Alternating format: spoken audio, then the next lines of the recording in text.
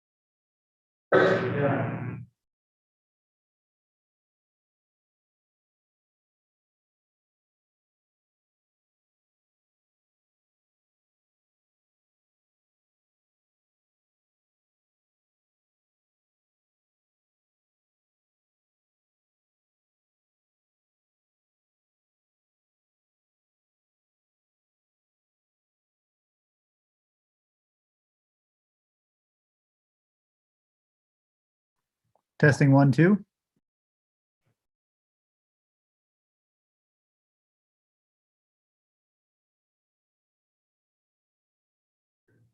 Talk again, Troy. Testing 1, 2, 3. Sounds good, man. Great. Any of that robotic echo like from last meeting? No, Okay, I think that was a Zoom problem last time. no, Cool. I think we narrowed it down to a couple of cables here. When they're ready, present, Rock. Cool. Okay. Good news. Well, Rocky, text me if you need anything else.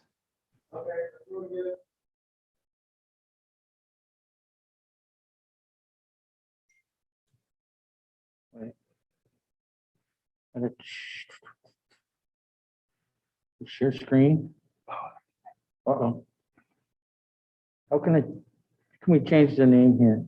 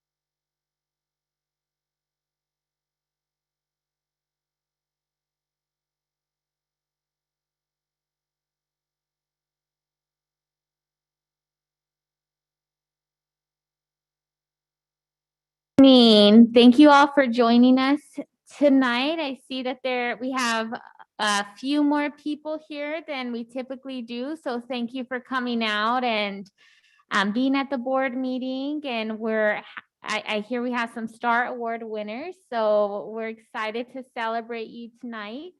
We will go ahead and call the meeting to order at 6:15 p.m. And we'll start with the Pledge of Allegiance. Dr. Weeks, could you lead us?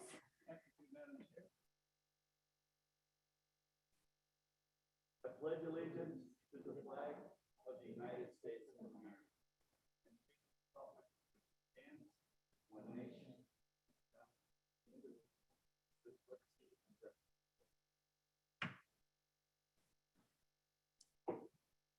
And can I please have a motion to adopt the agenda?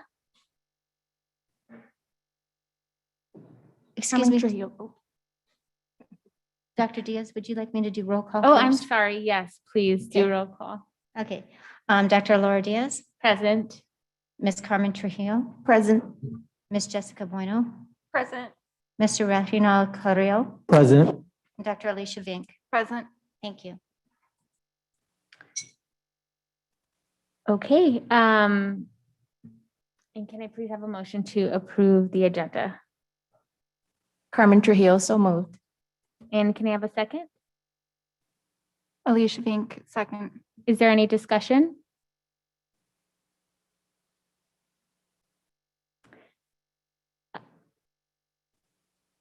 Do you want to, so we'll be pulling two items from the consent agenda. Items E4 and E12. So we will approve the consent agenda minus those two items. I don't know if I did that backwards.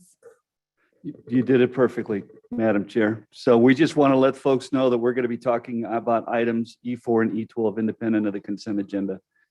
And I think we're clear here. Okay, great. All right, so all those in favor of approving the consent agenda and discussing items E4 and E12 at a later time during this meeting, say aye. Aye. Aye. Aye. All those opposed say nay. Okay, with that, the motion passes and we'll move on to item A5.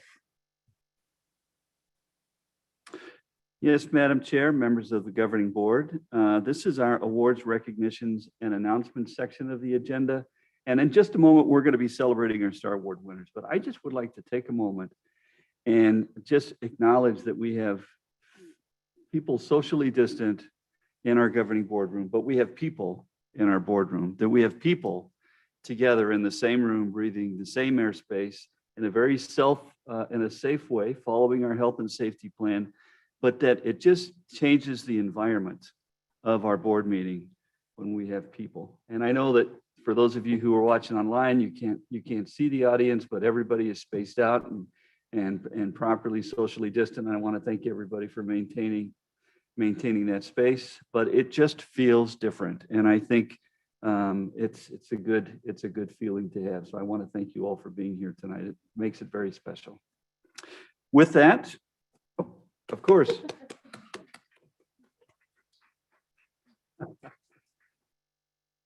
With that, Madam Chair, members of the governing board, I would like for us to kick off our special thanks and recognition award winners for this evening. In a socially distant way, I would like for the governing board to leave the dais and come down to the floor, and we will do our very best to provide good examples for maintaining our health and safety plan as we go through our Star Award recognition process. Dr. Vic Diaz will be our leader in this, and here we have our certificates. So as per protocol before COVID, we would come down and do these celebrations in person.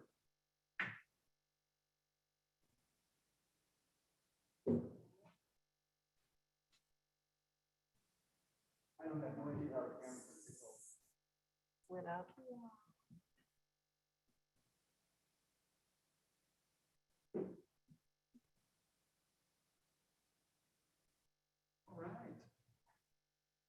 Well, Madam President, members of the governing board, members of the community, and the entire Phoenix One family, it is my pleasure to introduce our Star Award winners. This month, Star Award winner for the month of March. And in the month of March, our winners come from the home of the Wildcats, Whittier Elementary.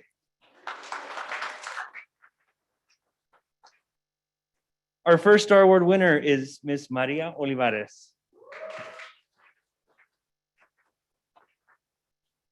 It is because of Maria's positive and encouraging attitude that her peers recognize her as a shining star. Maria is always willing to help with a huge smile on her face. Her willingness to help and accept new challenges has truly supported the Whittier team throughout this very demanding year. The Whittier team and families know they can always count on Maria. We're thankful for her cheerful, friendly, and driven spirit. And the three words her peers used to describe her were dependable, adaptable, and mindful. Many congratulations, Maria.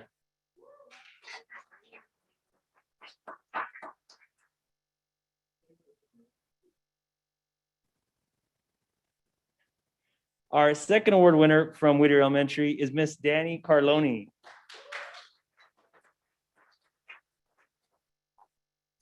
Danny is always going above and beyond in everything she does for students, from individualizing her lessons to helping on different committees and with the social emotional learning of students. She's always concerned for the well-being of students and others.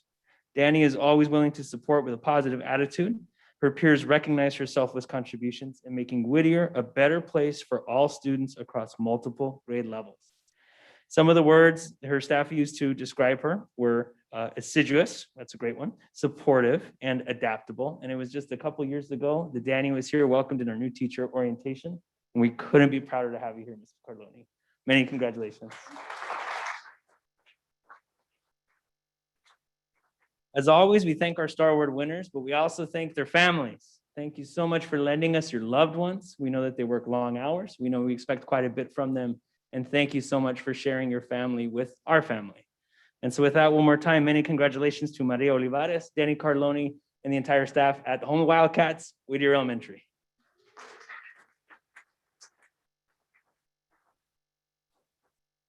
Where would you like this?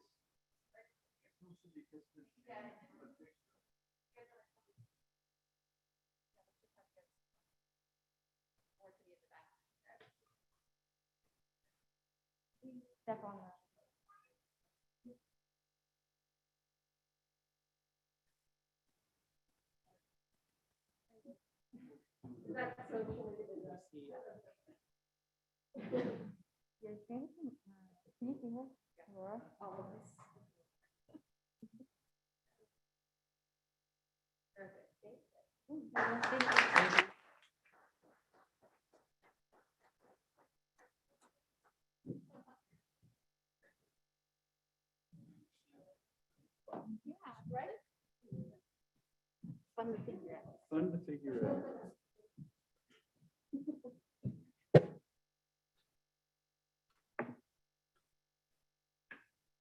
Well, that was fun. Thank you, governing board members, for that.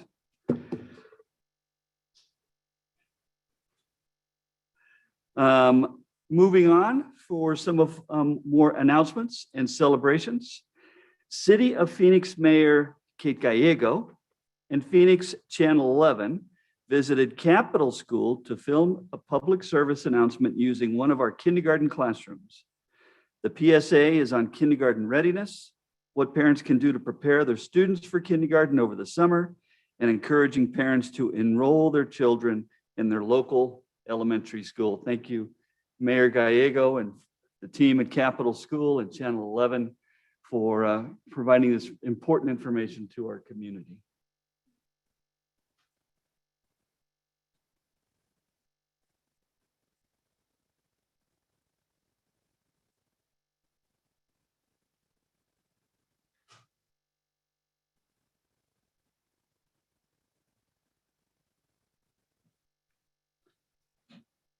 With our current health and safety mitigation plan, water fountains on school campuses are not usable, so the district purchased reusable Phoenix No. 1 branded water bottles for our in-person learners to stay hydrated throughout the day. Each campus has water stations to refill water bottles, and students are encouraged to bring their water bottles each day. A special thanks to our warehouse staff for quickly delivering the water bottles to schools, and to Julio Lopez Hernandez and the print shop for printing and delivering flyers to the schools, encouraging families to wash their water bottles before use. How cool is that? And of course, that's a spinoff of the big water fountain change that we did at all of our schools a couple of years ago, which gave us the opportunity to fill the water bottles kind of from the top down, instead of trying to get the water bottle from the regular fountain.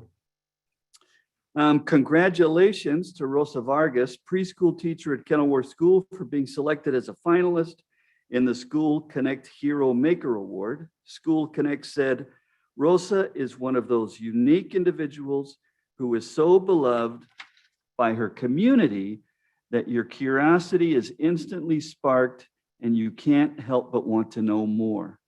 We love learning about the Kenilworth Conversations that she initiated, those monthly conversation series bringing experts and material to parents to help their children succeed and to provide a means to get parents more involved in the school. We were also inspired by the community garden she started, and even more by the connections she built with her school community, such that families remained in contact with her even after their student graduated. School Connect honored the finalists and announced the winners of their first annual School Connect Award celebration this morning. I watched the School Connect celebration this morning, and unfortunately, Miss Vargas did not get the top slot, but she was all three of the teachers were fantastic, and Miss Vargas represents us. She's one of us. We're very proud of her. I was happy to watch, and I was pulling for Rosa.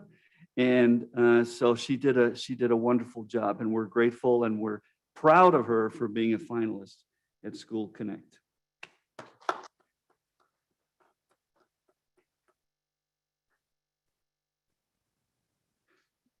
The district partnered with the City of Phoenix to offer free COVID-19 testing with their module testing van at 5 of our schools.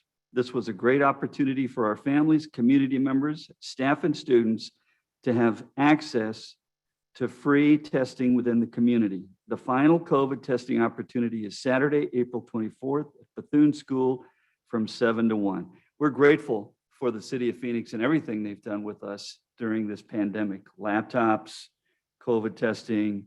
And I do believe that at some point we'll be able to work with the city or some other government agency to get shots in those neighborhoods for those who want it. That's the goal, the testing plus the vaccine for those who want it in the neighborhoods where they're unable to get to some of these big sites. So we're going to keep going, but kudos to the City of Phoenix for their relationship with us. Shaw Montessori School hosted a series of school walkabouts during the month of April to promote Shaw's academic offerings to potential parents. Participants toured the campus and visited a primary room, lower elementary classroom, and upper elementary room, the animal habit, and 2 outdoor environmental gardens. To date, 37 families attended one of our 4 walkabouts. And is Linda still, Linda, exactly what is a walkabout? Sounds like something from Australia or something.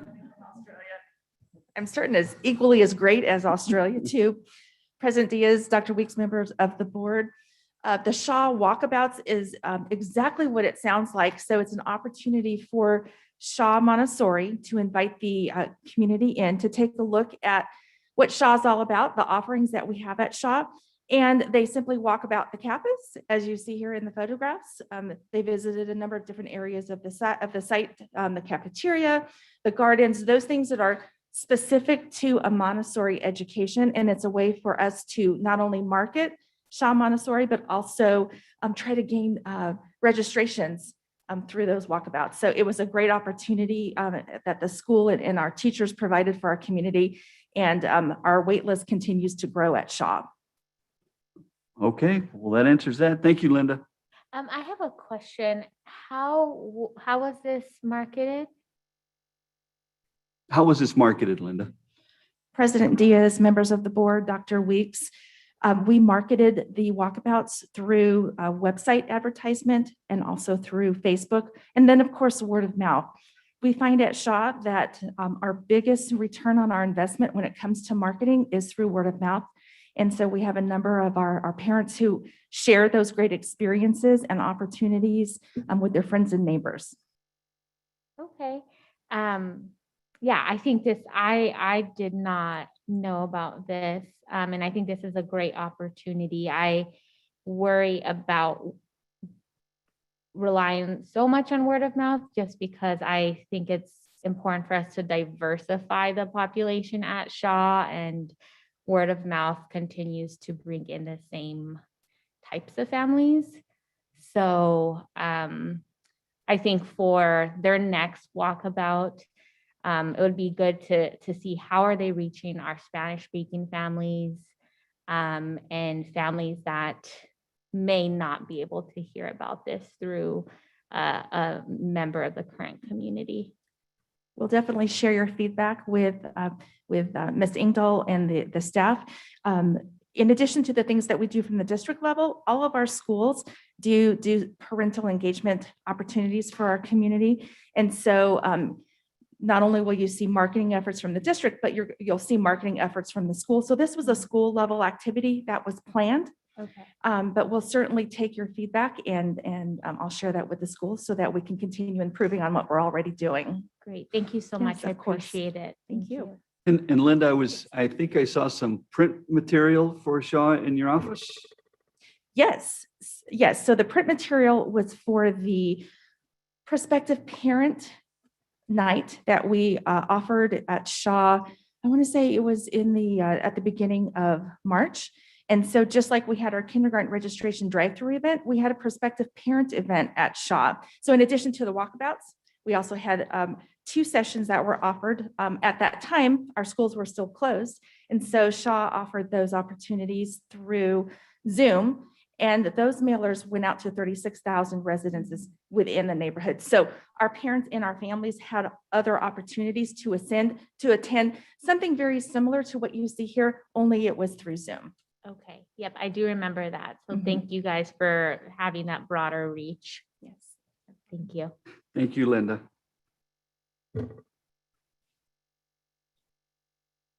The Child Nutrition Department recently received a blender bike that was donated from the Maricopa County Public Health Department. Am I reading that right? A blender bike. Okay. The Fender Blender Pro is a high-performance bike-powered smoothie maker. Oh man, maybe I should get one of the. Blender bike does not require electrical power, so the bike can be used anywhere indoors or out. Students will be able to make healthy smoothies, salsa, and hummus using the energy harnessed by pedaling. From this, students will have the opportunity to learn about practices related to physics, energy conservation, nutrition, health, and fitness. How about that? And I know Janae and Michelle, you are here. Would you like to add just a couple more words about the Fender Blender Pro? Fender Blender Pro? Dr. Weeks, while Janae is coming up, I'd like to also just share, if you're interested in seeing this in action, the Blender bike, number one, you can see some photographs on social media. There was an event yesterday at Garfield School where we were partnering with Mullen Foundation and Fry's for their garden and the urban farming that's happening at Garfield. And so the Blender bike was a demonstration at last night's event.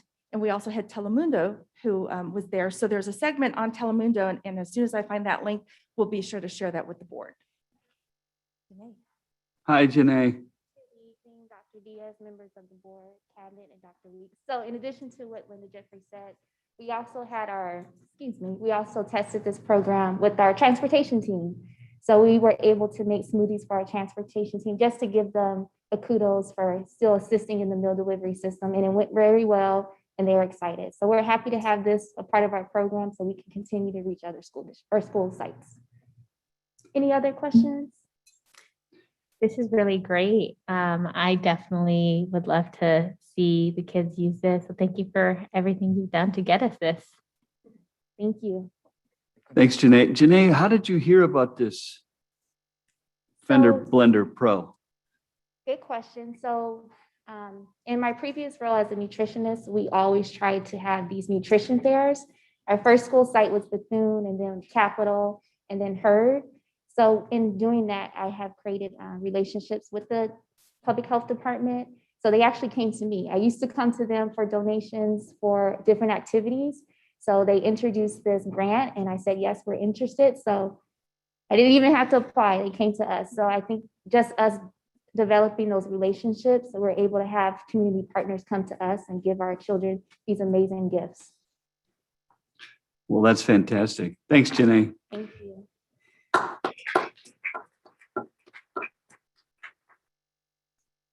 The Cultural Arts Coalition, a local arts organization, received a $3,100 grant from the Arizona Commission on the Arts to bring artists in residence to Emerson School to provide educational programming and exhibitions that celebrate diversity and acceptance through the arts of Mexico and Africa. The Cultural Arts Coalition also provided volunteer hours and art supplies to Emerson to bring 4 artists in residence to work with 5th through 6th graders. The artists in residence include musicians Keith Johnson, master drummer Muslima Hamid, African dance instructor, and the Kawambe Olawambe dance troupe working with Diane Anderson-Nickel, known as Dr. Music. Visual art directors are Reggie Casillas and Gloria Martinez, coordinated with Emerson's No Place for Hate efforts, and the school is planning a final ceremony to include a performance, planting of a peace pole, and a door decorating contest. What a great way to celebrate diversity and peace through the arts and provide students with cultural experiences in the arts. How about that? Do we have anybody from the Cultural Arts Coalition here with us this evening, or the Arizona Commission on the Arts? No, well, we'll certainly reach out to them and make sure we show our appreciation to everything that they're doing for Emerson School. That is huge. That is a wonderful opportunity. Thank you very much for that.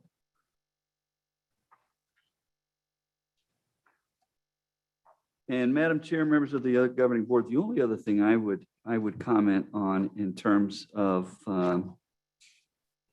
announcements, let me make sure I've got my,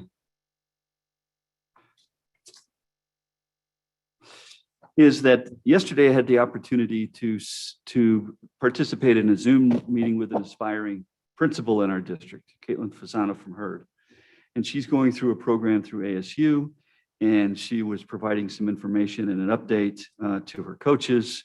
And I had the opportunity to be there and to listen to what was going on. And it was just a fantastic presentation. She did a wonderful job. She has a lot of energy. She has a lot of ambition. She wants to be a principal in our district. And we're grateful that ASU can provide this opportunity, and that she's working closely with Ms. Magana to help her see her dream come true. So thank you to the folks at Hurd and ASU, and Caitlin for all the hard work that she's put into this. Caitlin, if you're listening, congratulations, you did great. And Madam Chair, members of the board, that concludes my report. Thank you, Dr. Weeks. So we are going to go ahead and move on to item A6, which we will adjourn to a public hearing at 6:39 p.m. I don't need a. Yes, Madam Chair, we request approval to receive and discuss public input on Title VI grant application for American Indian Alaska Native students per policy. So we would call for a first and second and a motion to adjourn to public hearing. Okay. Can I please have a motion to approve item B2? So moved. Do I have a second? Reggie Carrillo, I second. Okay, and is there any discussion?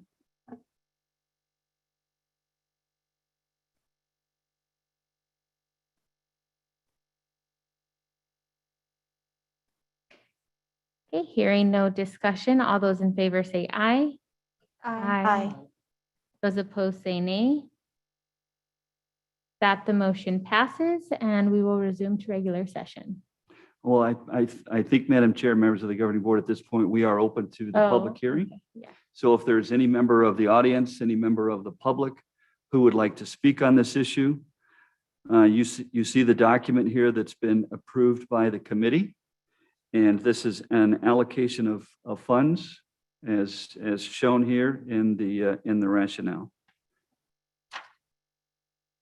And then, of course, if there is no community input, then the board certainly is free to move to regular session.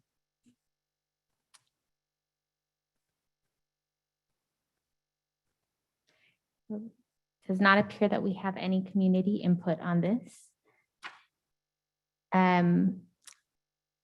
So we would just move on. We'll just resume the regular session. Perfect, Madam Chair. Perfect. All right, well, we will go ahead and move on to item C1. Yes, Madam Chair, members of the governing board, we received our data late today. Mark didn't get the information from the county until after 4 o'clock. He stayed overtime to be able to pull the reports together and provide it to us. So we want to thank Mark for taking the extra time to do that. As we take a look at our our district level report, you can see that we are at 93.7 cases per 100,000, which is up from April 15th and up from April 8th. So our numbers in the case rate have gone up, as well as the percent positivity rate has gone up by about maybe 2.5, almost 3%. So we're not ignoring these numbers. I don't know how many other school districts continue to present this data. We will continue to present this data and keep this live data every Thursday posted to our website so that the community has a reliable place to go to see what our case rates look like in Phoenix Elementary. In terms of the zip codes that we track, our case rates per 100,000 have 2 of our zip codes exceeding 100. 85004 is at 112 and 85007 is at 171. The percent positivity for 85007 is at 12.42 and 85034 is at 11.36. And conversely, some of our numbers have dropped as well in some of our different zip codes. So that's an update. For those of you who want to get more information, the data is posted to our website and continue to do so. The other thing I wanted to mention briefly was that the governor the other day rescinded the mandate for masks for schools and mentioned something about the CDC. I could not find his reference to the CDC statement that he made. It is my recommendation, and it has been board approved, that we will have masks at our schools. And until the board votes to remove the mask mandate for our schools, we will continue to hold fast to our certification, our health plan, which says that all students, with the exception of those with special health needs, will be required to wear a mask. So we are not deviating from that district mandate. And Madam Chair, member of the governing board, that concludes my COVID report for this evening. Thank you, Dr. Weeks. Is Mark here? Is Mark here? No, I think he went on home, Okay, but I'll extend his appreciation. yeah. Definitely want to say thanks for, staying after and doing the work. I know that that's probably typical of most individuals who work for us. So thank you to everybody. All right. Well, we will go ahead and move on to, actually, is there any discussion or questions on the COVID report? Okay, we will go ahead and move on to our community communications. Madam Chair, we have one email this evening, and I don't believe, Kim, that you've received any cards from any members of the audience. So we have one community communication this evening. Okay, great. Yes. Sorry? Oh, go ahead. Yeah, go ahead.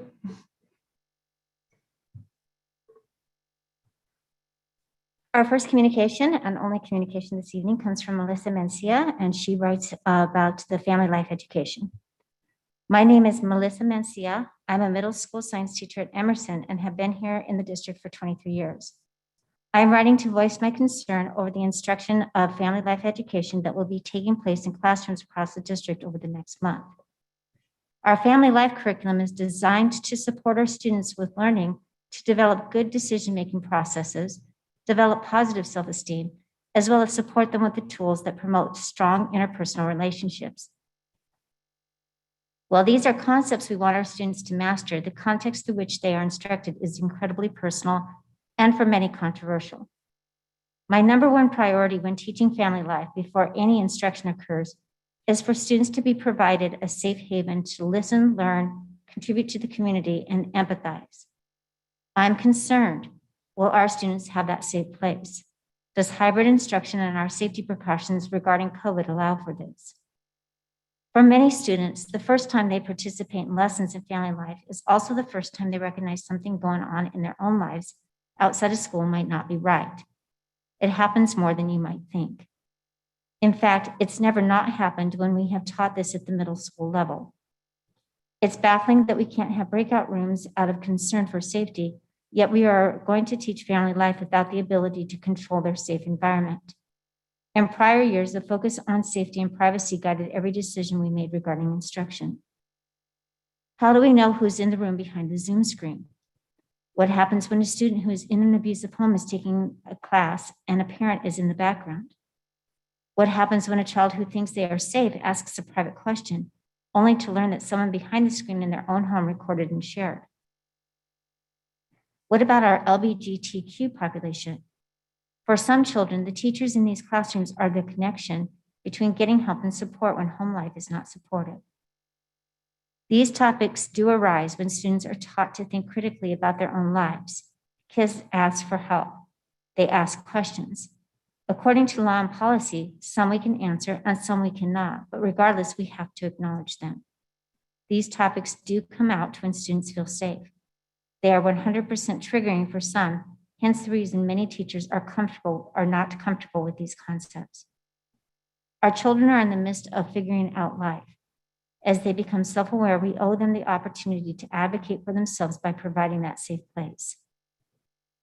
I'll teach family life because it's the expectation. I just wonder if that's what we are doing, checking it off a list because that's what we are supposed to do. Have we really thought this through? Is it supportive of all students? It's not a normal year. These are not normal circumstances. This is about our children and their safety. If it's so important, and it is, our actions should match our commitment. Let's get creative, be realistic. If we can't guarantee every child's privacy and safety, we need to wait. How about August when we're all back in one place? When we implement anything, it should be done with excellence, especially when it's connected with the social and emotional well-being of children. Thank you for considering this perspective. And that ends the community comments. Thank you, Ms. St. Clair. And as a reminder to our community, we cannot comment during this time, but it's something that we do take into consideration and can discuss at a later time. So with that, we will move on to the consent agenda. And we did modify that in the beginning of the meeting. So if I could have a motion to approve the consent agenda with the removal of E4 and E12. So moved. And can I have a second? I'll second. Is there any discussion? Okay, although. I'm sorry, could you please tell me who did the second and the motion on the second? Alicia Vink. Thank you. And the second? Who did the motion, please? I did the motion and then Dr. Vink second. Okay, thank you. You have a question coming? All those in favor say aye. Aye. Those opposed say nay. Okay, and we will move on to item G1. But before we do that, Dr. Weeks, where on the agenda would we be discussing E4 and E12? Is that at the very end? Madam Chair, it would be appropriate to talk about these two items now. Okay, Move on to E4, follow up with E12, clear the consent, and then we can move on okay. to the other items on the agenda. So if you'd like to open up with E4, then we would ask the governing board to provide a motion and a second so that we can begin discussion item E4. Okay, and can I please have a motion to open the floor up for discussion for item E4? Alicia Vink, so moved. And can I have a second? Reggie Carrillo, I second. Although, is there any discussion? All those in favor say aye. Well, Madam Chair, I think it would be appropriate for me to read the administrative recommendation because that's kind of what we're going to be talking about. And I know Dr. Vink has some comments she'd like to make. So the administrative recommendation is that the governing board approve Phoenix #1's first online school, a fully Arizona State Board of Education approved AOI, the Phoenix #1 iAcademy. So we're treating this, even though we pulled it off the consent agenda, we're treating it like it was a standalone item. So we have a first and a second.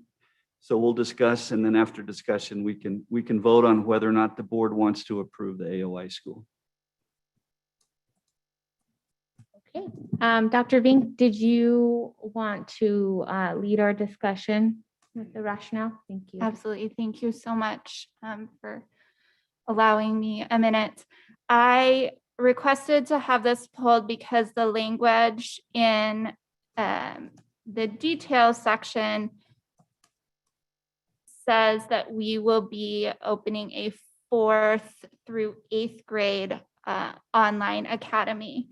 And my understanding is that the motion as written would then allow the district to open the online academy and choose the grades as they see fit.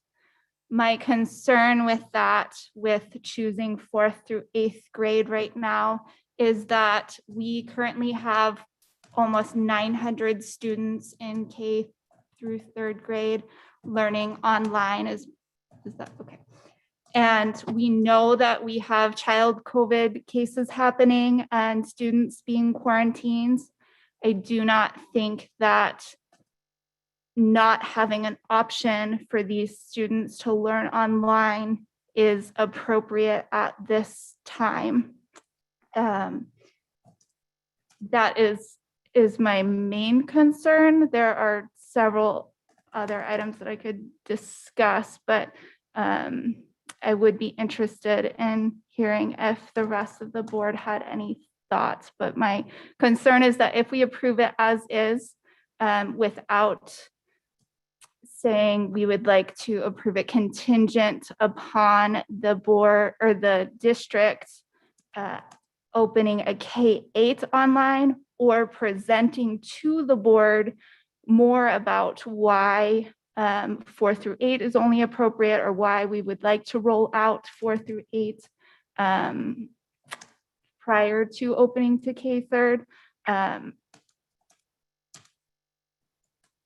I'm concerned that we won't have a K-3 option.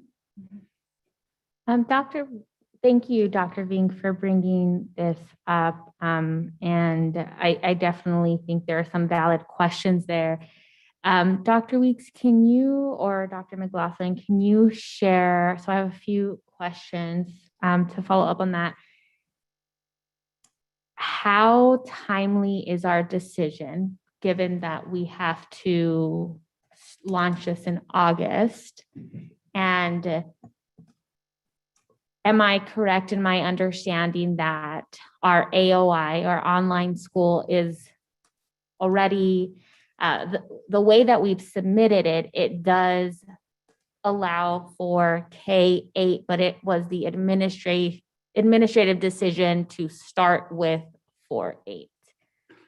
That is correct. And so, Madam Chair, members of the governing board, Dr. Vink, thank you for bringing this information as part of our consent agenda this evening. And I will defer to a couple of folks in a minute, Dr. McLaughlin and Dr. Diaz, to really kind of clear up the timeliness of the thing, right? And some of the steps that need to be taken.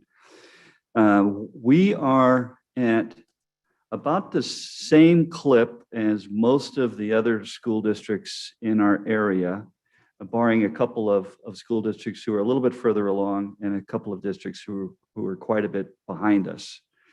But in terms of opening a brick and mortar school, in my past experience, the normal time you would take to open a brick and mortar school is about 18 months. And of course, my past experience is high school, not elementary. But 18 months would be kind of the timeline a high school would put together when opening up a brick and mortar high school. In this case, I've never opened up an online school before. Things are moving quite a bit faster, but certain things have to be in place. So location and setup of the teachers, selection of the teachers. We have item E12 tonight is the request to approve, among other things, the request to approve the principal for the school. And so that's kind of where we're at. We have about, what do we have? About 4 or 5 weeks before the end of the school year, 5 weeks for the end of the school year. And then it's all hands to gear up for the fall. It's what I fondly like to call from January to June, which is a rapid pace for just about everything that goes on in a public school district. So having said that, time is tight, but I would like to defer some of these other things to Dr. McLaughlin and Dr. Diaz, because they're working together with Dr. Brown and many others, including the potential staff for this school to get this new idea online and ready to go for the fall for families. Dr. McLaughlin, would you like to start? Certainly. The process for getting a CTDS number, which I don't know what CTDS stands for, but it's the school's number. That's how ADE funds our schools. A school must have a CTDS number. We must forward our approval letter from the State Board of Education and minutes from tonight's board meeting. Therefore, if the board puts this decision off, we'll be unable to move forward with hiring teachers, with hiring an office manager, with hiring the principal, et cetera. So it's very important for us that the board make a decision this evening so we can send those minutes to ADE's school finance office tomorrow, and we can formalize our planning that we have started. As Dr. Weeks said, there's much planning that goes into opening a school, whether that's brick and mortar or online. He mentioned the location, where are we going to house the teachers? He mentioned, well, I don't know if he mentioned marketing, Dr. Weeks, but we've got some ideas for how we will market, how we will enroll students. Really, this all hinges on the number of students that we actually are enrolling. As far as why did we choose 4th through 8th grade and not K through 3? We chose to start with 4th through 8th grade because those are the grade levels that we have seen success with during distance learning, more success than our kindergarten through 3rd graders. The reason being is that our 4th through 8th graders can be much more self-directed. They know how to advocate for themselves, and I'm generally speaking. Our kindergarten through 3rd graders really have depended on their family's help, whether that's an older sibling. Many of our children don't have family members that can sit beside them. They have to work during the school day, et cetera. So many of our primary students really struggled in distance learning. I would say that our primary teachers were the first ones to say, let's bring our kids back. We need our kids back. We often talk about in K3, our students are learning to read, and then in 4th through 8th grade, they're reading to learn. And teaching reading truly is rocket science. And there's so much that goes into it that our students need social interaction in order to learn how to read. Our students need to be able to see their teachers' lips, and I know they can do that online, but it's still very difficult. There's a lot of finger pointing when students are learning to read, and that's hard for teachers to see. Are they actually tracking as they're reading? That's how the reading starts. That's how they learn left to right directionality. It just complicates learning how to read when you're doing it online. Also, we found that there's really not a lot of research at this time. It's probably a doctoral student is working on their dissertation right now about online students and what are good models for kindergarten through third grade. There's some research out there for 4th through 8th grade, but we couldn't find anything for kindergarten through third grade. I would also say that for our English learners, just that language of development, again, learning is social, and it's difficult when you're at home behind your computer on your own to acquire language. We also, besides all those instructional concerns, we do have some operational concerns as far as how will this impact our brick and mortar schools and the enrollment in those schools.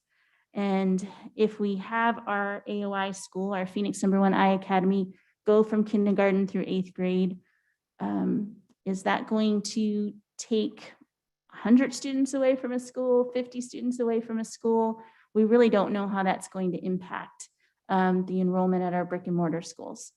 And all of this, of course, is, I think Dr. Weeks uses the phrase, hurry up offense. So this is very much hurry up offense. We need to get our teachers in place because we are assuming that the majority of our teachers are going to come internally. So if I'm a principal of a school and I'm going to lose a 3rd grade teacher, a kindergarten teacher, a 5th grade teacher from my campus in May, I have to go out and find a kindergarten, 3rd, 5th grade teacher. And that is very difficult at this time. We all know that we're in a teacher shortage, and we started our hiring process a little bit earlier. So we're concerned about putting this decision off, and those are the reasons why we wanted to start small, do the 4 through 8 model really well. And we do have that permission, that approval from the State Board of Education, so we could add K3 at a later date if we'd like. That was our rationale. Thank you, Dr. McLaughlin. Dr. Diaz, unless any board member has any immediate questions, be happy to bring up Dr. Diaz to talk about kind of the staffing logistics.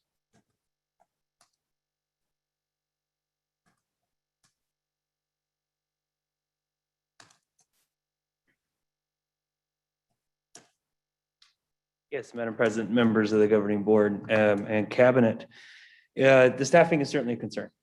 It's our goal every year that all schools are fully staffed with teachers by the last day of school. Every kid deserves the opportunity to know who their teacher is going to be when they come back at the end of the summer. That's going to be very difficult to do this year, given the timing we currently have. And so what we are preparing to do is tomorrow announce to our staff that the AOI is opening, and we're opening 10 teaching positions, 2 at each grade level, 4th through 8th grade. We do anticipate internal transfers coming from those 10 because we do anticipate internal students will move to the AOI. It will be disruptive, to say the least, to our schools. I know another school district in their AOI, one of the missions of their AOI is to not wreak havoc on the brick and mortar schools. And we're trying very much to do the same thing. And so the timing of this is already incredibly tight. If we were to delay in any way, it would seriously compromise our ability to be able to staff the school effectively. Dr. Diaz, I have a question. Is it possible, because I know this is one of the options in their model, is it possible to leverage our partnership with ASU Prep or use some of our ESSER funds to staff our online school with ASU Prep teachers since they have created a K-8, given everything that happened with COVID? President Diaz, I'll actually defer to Dr. McLaughlin about the use of ESSER funds. We are actually unable to use ESSER funds to staff our AOI. ESSER funds are a federal grant, as you know, and the federal government says that we can't use that grant money to provide what a school district should be providing. So we could hire supplemental staff for our AOI from ESSER funds, like interventionists, things of that the positions of that nature. But we can't use our ESSER funds to hire on staff to general ed and special ed staff to staff our AOI.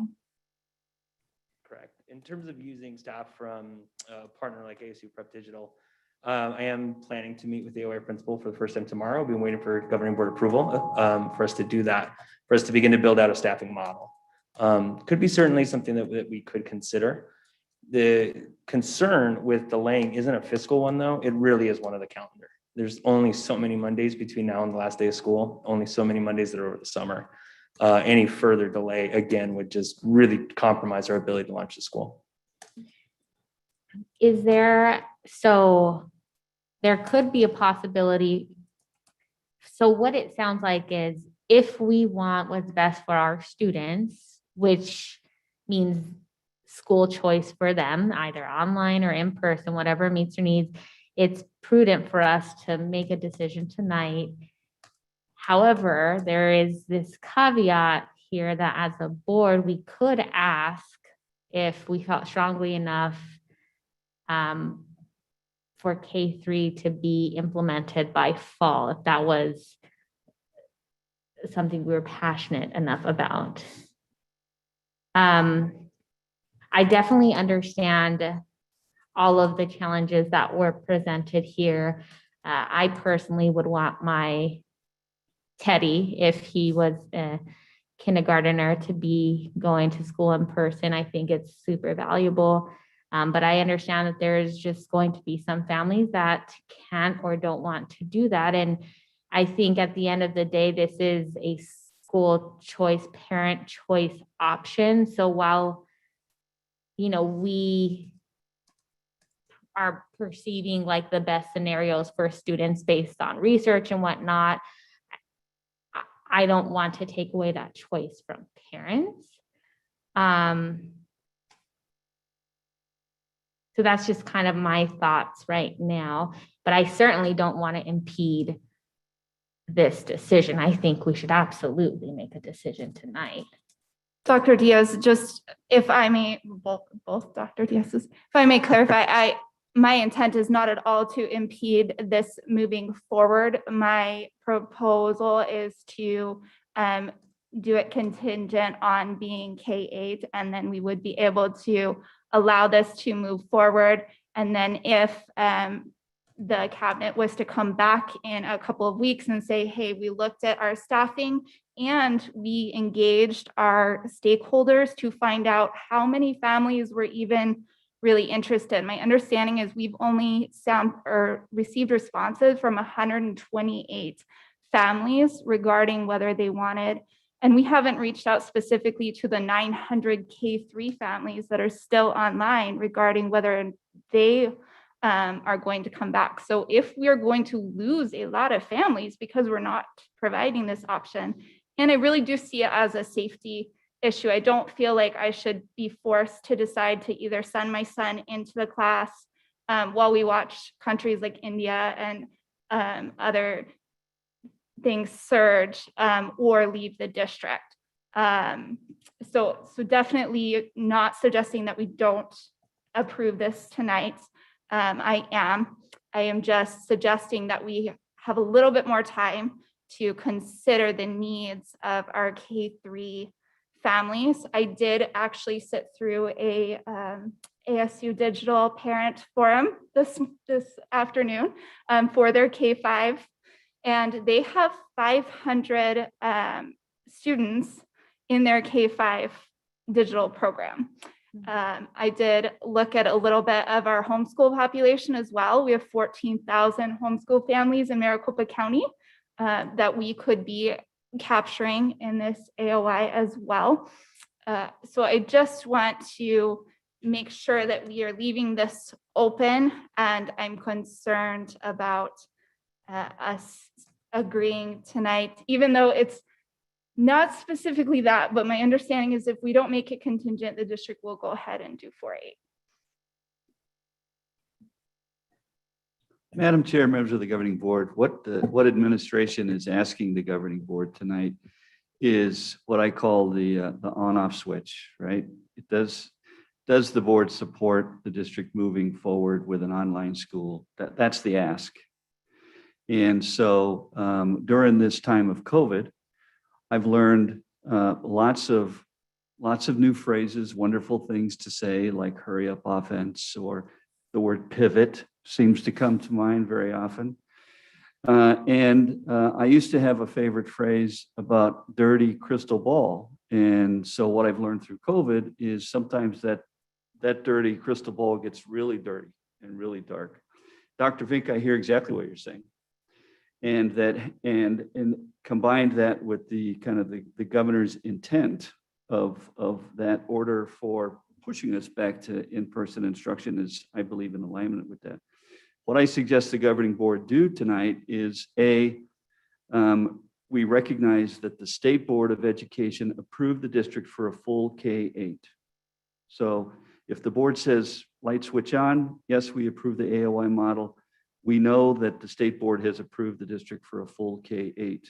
We also know that procedurally, this governing board needs to approve and recognize that the district will be adding a school to its campus population for the next school year. And then those minutes will go to the Department of Education so they can do their thing and issue the district the CTDS number, which I think Troy is the only one in the district who knows what CTDS means. Okay, and Michelle.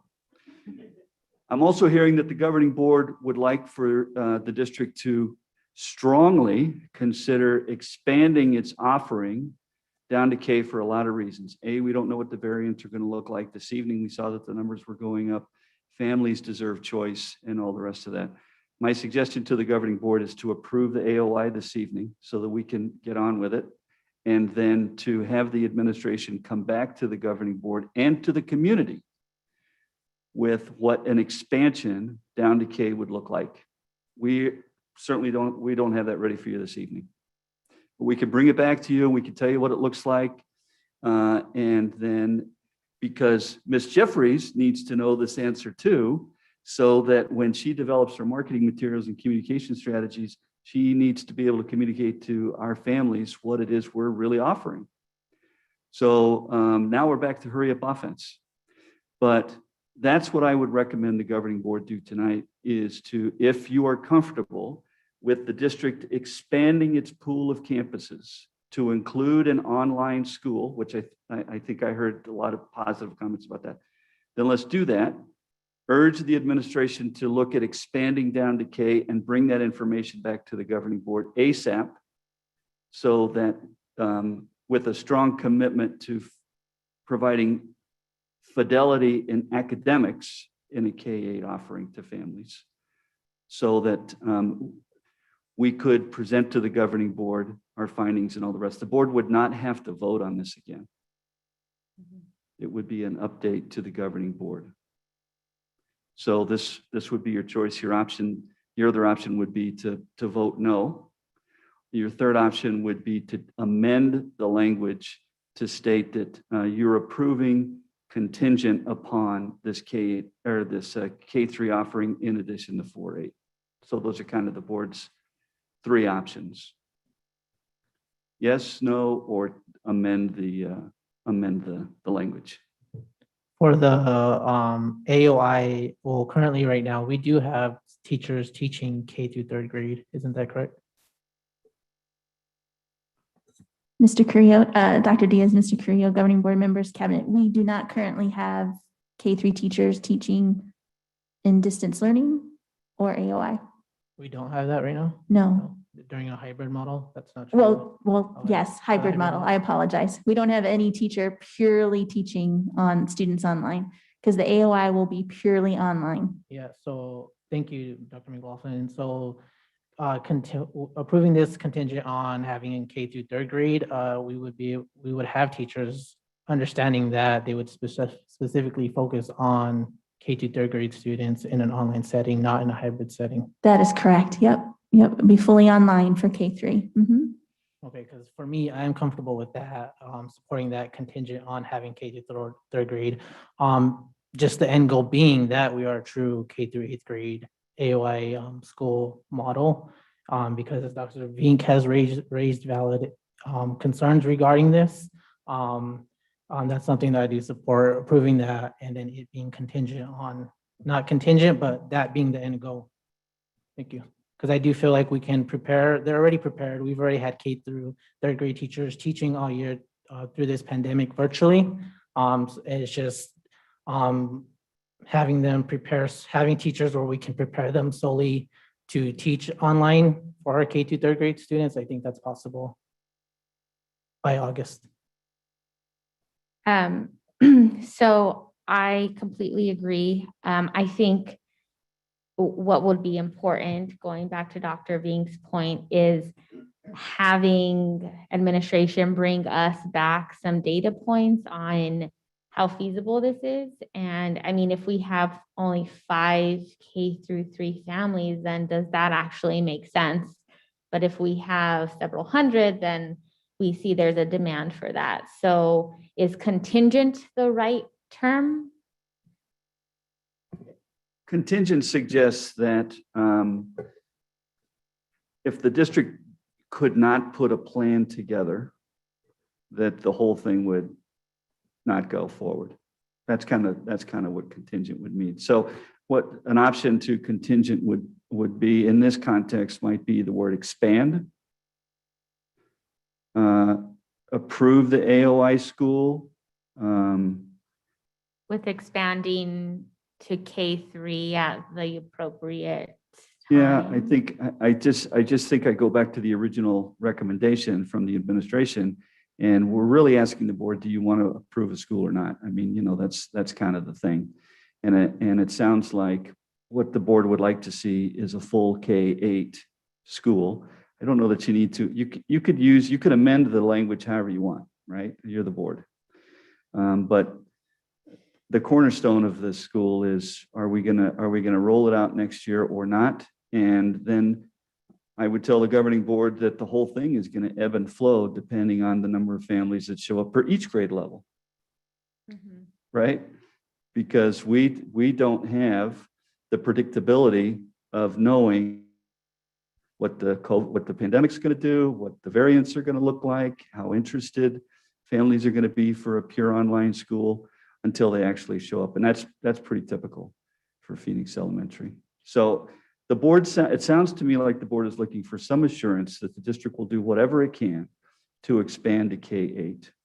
Dr. McLaughlin, I think that's the marching order from the governing board, that the board is expecting that based on the approval of the AOI school, that the district will revisit its 4 through 8 model to include a K-3 offering to parents in the fall. We can do that. So I think that would be the friendly amendment here is, I would like to have a motion to approve Phoenix Elementary's online school with the understanding that administration will provide data and consider how we can move forward in the expansion to K3. Are you okay with that amendment? Dr. Vink? I'm comfortable with that, I think. Okay, well, do I have a motion to approve the friendly amendment? Dr. Diaz, I just have a quick question for Dr. McLaughlin. Thank you, Mr. Carrillo, for giving your perspective. I was really interested in it as a teacher. What happens to the word hybrid after this year? Is it only okay now and it's just not a possibility going forward? Dr. Diaz, board members, Ms. Trujillo, cabinet and community members listening. Yes, hybrid learning will not be funded. We have no indication from Governor Ducey that hybrid learning would be funded next school year. So we are planning for hybrid learning to go away. and have the AOI option for families or in-person option only. Okay, and so in making that decision, right off, just, I guess, while you're going through the process, were there any other options, or do you have any other recommendations besides going forward with this plan? Did you have any other ideas as far as what would work? I think these are the only two options as far as funding goes. We will only be funded for purely online or purely in person. So there are no other options for us if we want to maintain our funding from the state. I guess my question would be is, what were the options to take care of these families that are already in our district? Like, I'm just kind of wondering, did we really plan to just leave them to decide for themselves? I just wonder where that conversation ended, really. But I think I've got I my answer. apologize, Ms. Trujillo. I don't think I understand your question. We definitely had our families in mind. By developing an AOI, we're going to retain our students. So we want our families to have the choice of online or in person, because those are the only two choices that our state will fund. Agreed, but knowing that how much they struggled because of what we went through over this past year, I just am not fully comprehending why there wouldn't have been just, I don't know, I guess more information for those K through third grade students. So I appreciate your time. Thank you. My comment too is just, before we motion is, if we're not already, we should already be planning, knowing that the end goal is that we're K through third grade and that we should already be including those in our plans, even if August that ends up being we're going 4th through 8th grade, but that we already have been planning from this point to have K through third grade teachers, whether that's professional development, all that ready by August, or whenever we do decide to open up for that student demographic. I have 2 questions. One about staffing. The proposed timeline that we just gave you, is that actually feasible based off of the staffing needs? Board Member Bueno, Dr. Diaz, members of the board. A little difficult for me to say, because if we think about launching 5 grades, and the way we thought about doing this was launching 2 classrooms per grade level. That's 10 teachers. That's a capacity of about 300 students at 30 per classroom.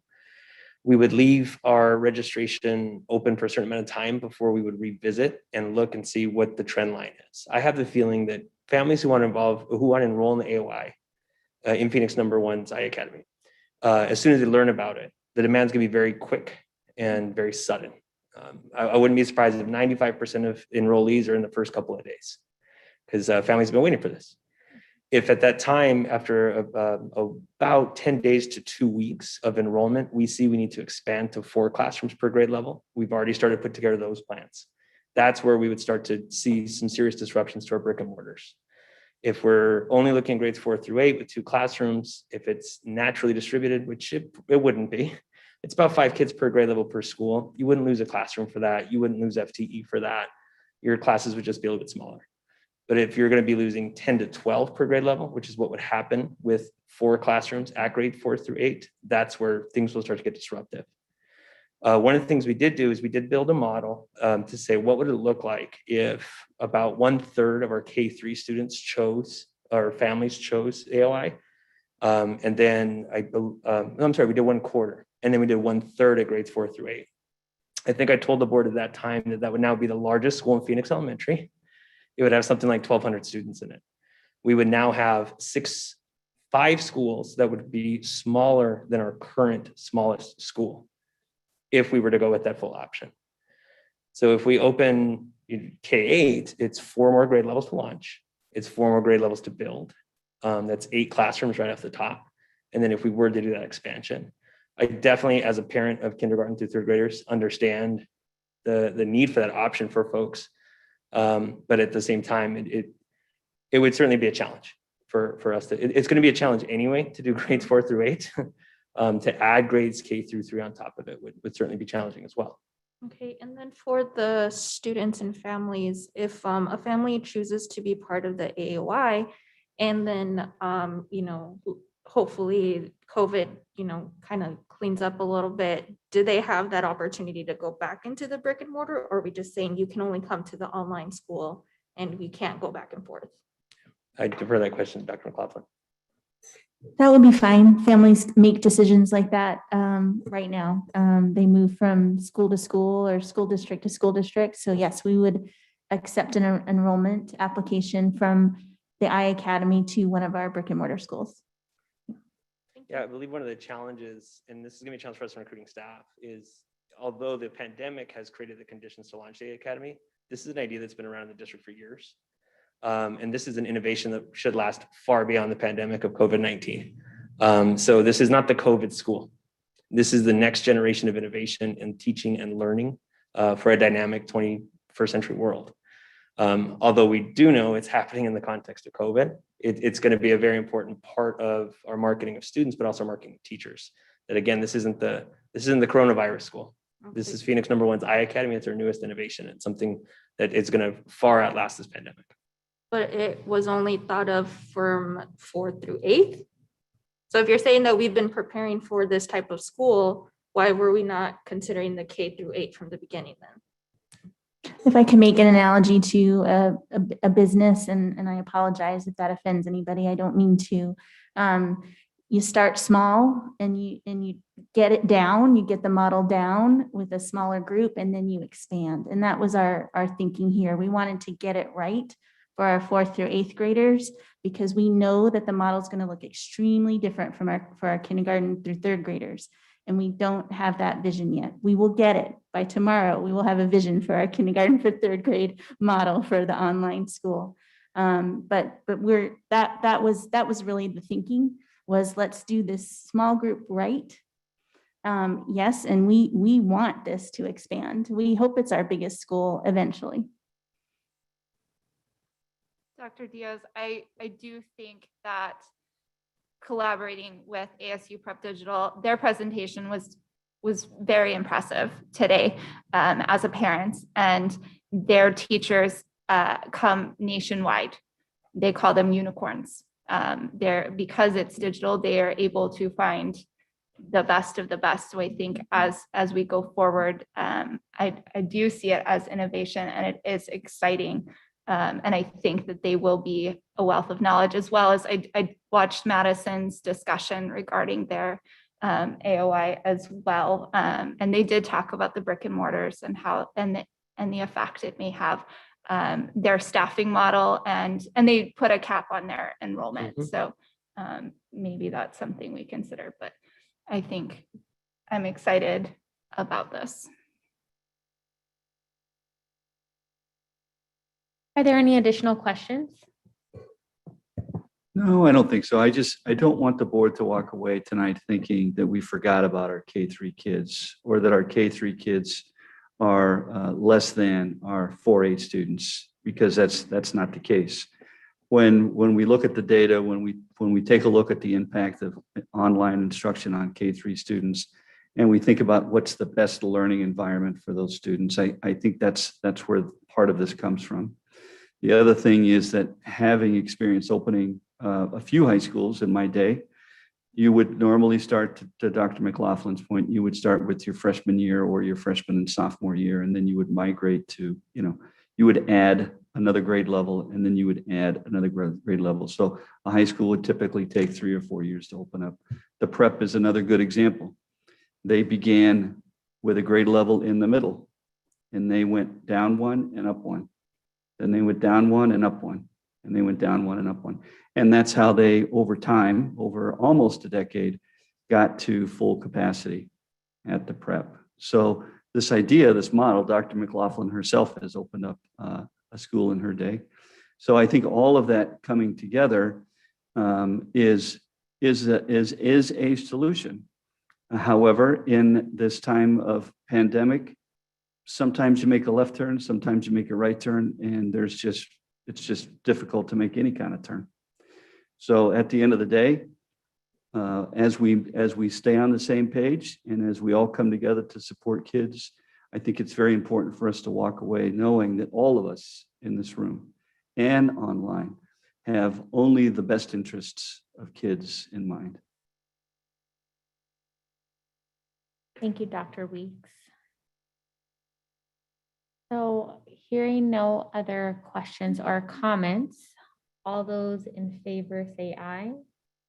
Aye. Aye. Aye. Aye. Those opposed say nay. This is with the friendly amendment though, correct? Okay. Friendly amendment. Yes. Aye.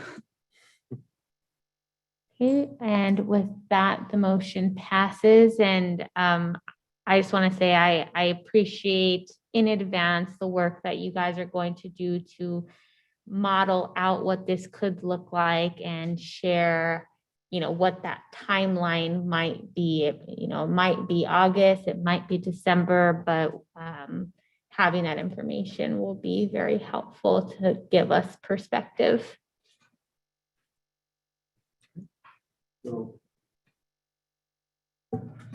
Well, how about that, Madam Chair? According to my book, unless my book has changed, E11, it really is the agenda item that we should be looking at next. So we pulled items E4 and E12, which is what I pulled off of the computer. What do you show for? Let me see here. My book might be different than what you have online there. It is E12. E12 has Mr. Fuentes. Okay, so then now we're going to do everything we just did, but with E12. We'll have a motion and a second and any discussion, and then we'll vote on E12, and that clears the deck for the consent agenda. Okay, perfect. Do I have a motion to approve item E12? So moved. Do I have a second? Reggie Carrillo, second. Is there any discussion? Right, all those in favor say aye. Aye. Aye. Aye. All those opposed say nay.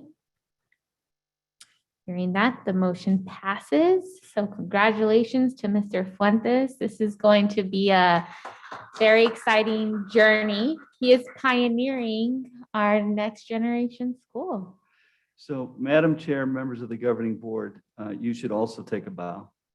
This is a monumentous occasion for a district that's celebrating 150 years of in-person instruction to migrate to a platform of instruction that we have not done since the cornerstone of public education in the state of Arizona. This is huge, and it happened on your watch. So from me to you, and from me to all of you, congratulations for being part of this moment in Phoenix elementary history. This moment will be written in the books, to be sure. Thank you, Dr. Weeks. All right, well, we will go ahead and move on to item G1. Mr. Quintana, I'll turn it over to you. Yes, thank you, Madam President. Good evening, rest of the board members and the community listen to us. The first item is regarding a purchase order for Scholastic Incorporated. That's under the direction of Denise, Ms. Dr. McLaughlin, and she will be covering this item. Thank you, Mr. Quintana. We are asking the governing board to approve the purchase of grab and go take home book packs. They each consist of 5 grade appropriate books, and they are culturally responsive themed book packs where children can see themselves reflected in the books while also fostering compassion and empathy for other cultures. It will support our English language learners in that this aligns with one of the principles from the expectations of the language development approach. There will also be a family guide in English and Spanish, and our pre-K through 2nd grade students will receive a weekly Reader Summer Express workbook in addition to these home book packs. And I just want to thank our ELA curriculum alignment specialist, Ms. Ashley Zeck, for doing much research to ensure that our kids had access to the highest quality of materials for this summer reading. So we ask the governing board to approve the issuance of a purchase order to Scholastic Incorporated for an amount not to exceed $175,098.56 for the purchase of these literacy materials for summer learning for students. Thank you, Dr. McLaughlin. May I have a motion to approve item G1? Reggie Carrillo, I motion. Do I have a second? I'll second. Is there any discussion? I just want to say that I love this and I really appreciate, I'm excited about it. Thank you. Did you hear that, Ms. Zeck?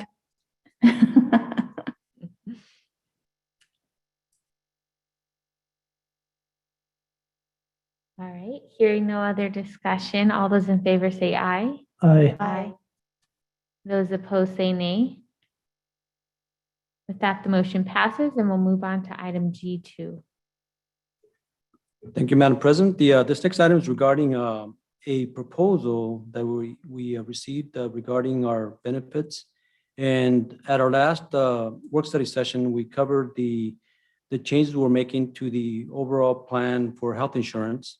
And we also mentioned at the time that we had sent out an RFP regarding services for life insurance, short-term and long-term disability, as well as the COBRA service administration services.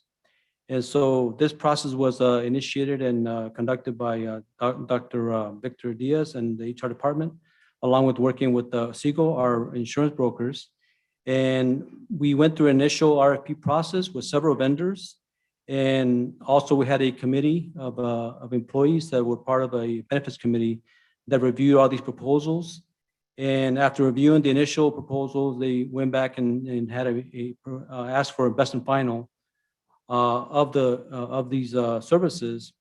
And based on the best and final bids that came back, the administration and the benefits committee is making a recommendation that we switch over this plan to a new provider called Symetra, I believe it is. And so we want to request your approval for the board to make this change. And also we're available, and Dr. Victor Diaz is also available for any questions. Thank you, Mr. Quintana. Do I have a motion to approve item G2? So moved. Do I have a second? I'll second. Is there any discussion? All those in favor say aye. Aye. Those opposed say nay. With that, the motion passes and we will move on to item G3.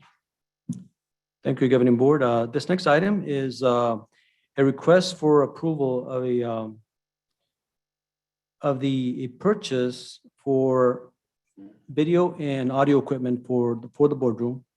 And as you know, we've been conducting online Zoom meetings for several months. And in the process, we've also been live streaming these meetings through Zoom and through YouTube. And we are in the process now as we're beginning to do in-person meetings, where we want to be able to get a better system, if you will, to be able to record and live stream these meetings for the public. And so Mr. Troy Harris, our Director of MIS, went out and got some bids and approval and recommendations for making those changes of the purchase of equipment and installation of the equipment for the installation and for the live streaming services. So we're asking for your approval for this purchase. And if you have any questions, also Mr. Troy Harris is available for us remotely here to answer those questions. Thank you. Can I please, before we open it up for discussion, can I please have a motion to approve item G3? Carmen Trio, so moved. And do I have a second? I'll second. Right. Is there any discussion?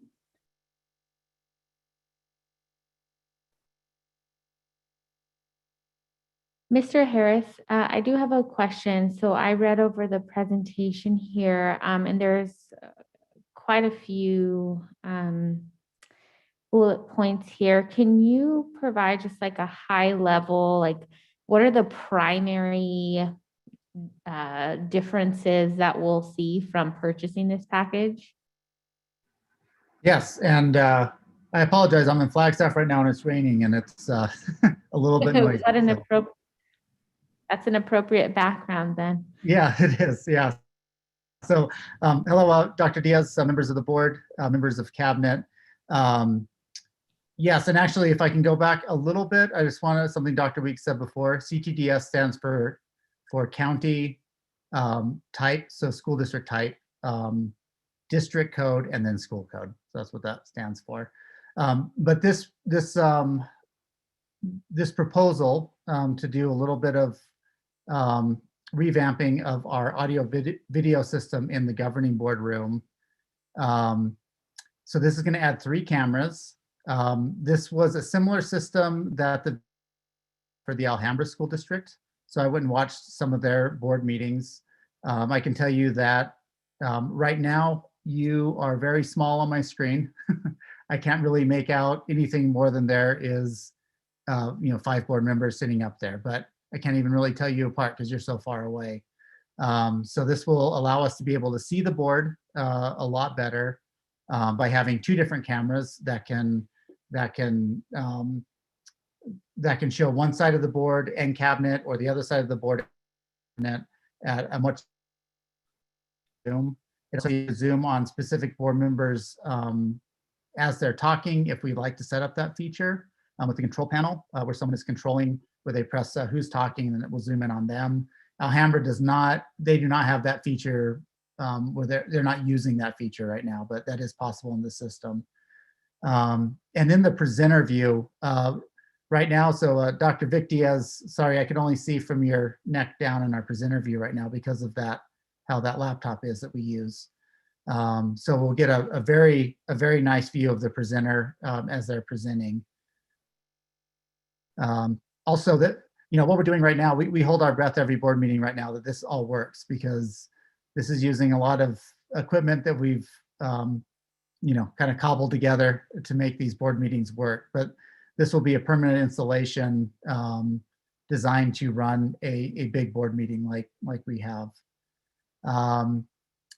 Also, this is platform agnostic, meaning that we're currently on Zoom. We do not have to stick with Zoom. We could, sometime in the future, we decide to use Teams or WebEx or Google Meets, we could use that.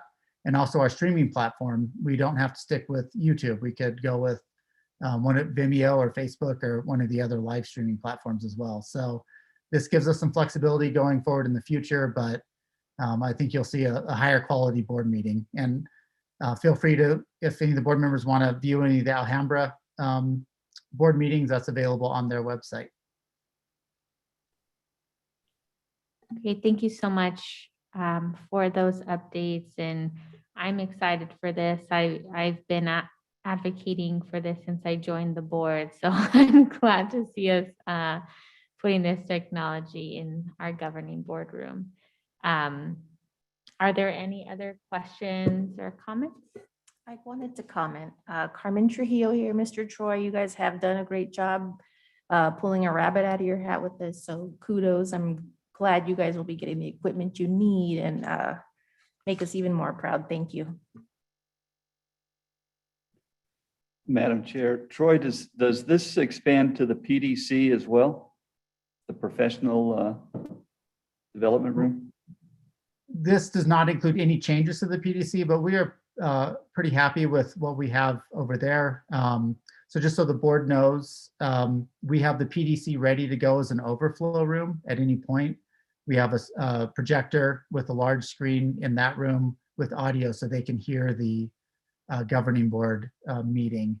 One thing that we probably should figure out maybe at a future time is how we can have community members in that room that can potentially speak for like community communications or things like that. That's the only thing we don't have out of the PDC right now, but we can work on that. Thanks, Troy. Dr. Weeks, is that the room we had our executive session in last time? Yes. So there, from time to time, we have a lot of people in our boardroom with lots of folks who have lots of things to say. And so we want to make sure that we can safely accommodate everybody. In fact, Troy and I remember there was a particular time that we had people out in the courtyard. We had speakers. We had big speakers out in the courtyard. The PDC was full. So we want to make sure that as we learn those lessons, that we prepare for the eventuality that something is going to come up, down the road. So nice job, Troy. Thanks a lot. Thank you. Oh, and then, of course, this equipment is not limited to governing board meetings, right? The district leadership team meetings may evolve into something a little bit more digital. If we have some trainings, if you notice the middle of the room here can close, you can have a training here, you can have a training over there. So we really tried to think through how can we digitize and really get the maximum benefit out of the equipment, which is why we asked for a little bit more. So that it's scalable and it's not something that we would have to, replace in a couple of years. Yeah, this is great. I forgot one thing too, if I could say, that screen in front of you will also be replaced because it's malfunctioning. It's very blurry. So hopefully you'll be able to see that screen in front of you better as well. The screen in front of us or in front of the, okay, yeah. Dr. Weeks's eyes is not getting any younger. All right, are there any additional comments or questions? All those in favor say aye. Aye. Aye. Those opposed say nay. That the motion passes, and we will move on to item I1. Are there any board reports or requests?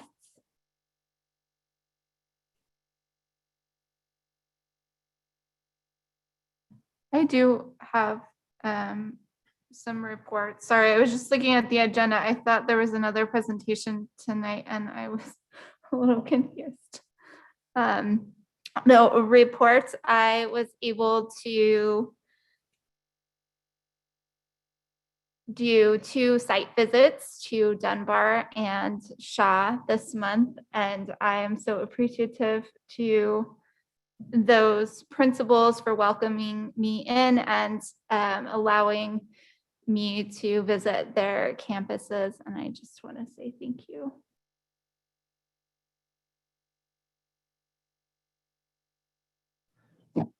I would like request a board report whenever appropriate before the August opening date on the AOI student enrollment, the numbers, what they look like currently. And then one for the AOI communications plan, how we're planning to communicate, advertise to families, to community residents here in the Phoenix Out District. And then Dr. Vink especially touched on a population that we can tap, which is the homeschooling population, how we can target that. This is an innovative model that we're implementing, that we're starting, and we should have innovative communications designs and plans underway to target who we need to, so that we're not that our brick and mortar schools aren't being burdened either. And then the last thing is just I guess it can all just be one thing, is the K through 3rd grade planning. What the vision is to get K through 3rd grade either open by August, or what the timeline is, what that looks like. If that's not by August, then when would that be? Thank you.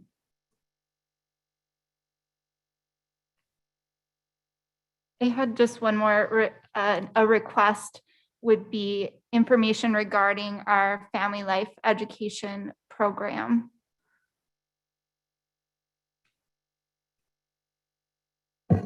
Dr. Vink, family life Yes, education program? yes. What is it? What is it you want to know? I'd like to know what that program is and who it's directed towards, what student population receives that. Okay. Trying to use this new thing here. Okay. Thank you. I would like to add on to Mr. Carrillo's request. If we could also in the report see how and if leveraging or utilizing aspects of ASU Prep Digital is an option and what the benefits would be to doing something like that. I'm not very familiar with their K-8 model, so I don't know whether the data speaks to success or not. I am very familiar with their high school model and know that that is incredibly successful. So yeah, I just wanted to add that on. And then I have been looking into just our preschool programs over this last year, and I would like to know, this can come in a board report or an agenda item. I will leave it up to administration, but I would like to know whether there is an option to expand our preschool to include a 2-year-old program.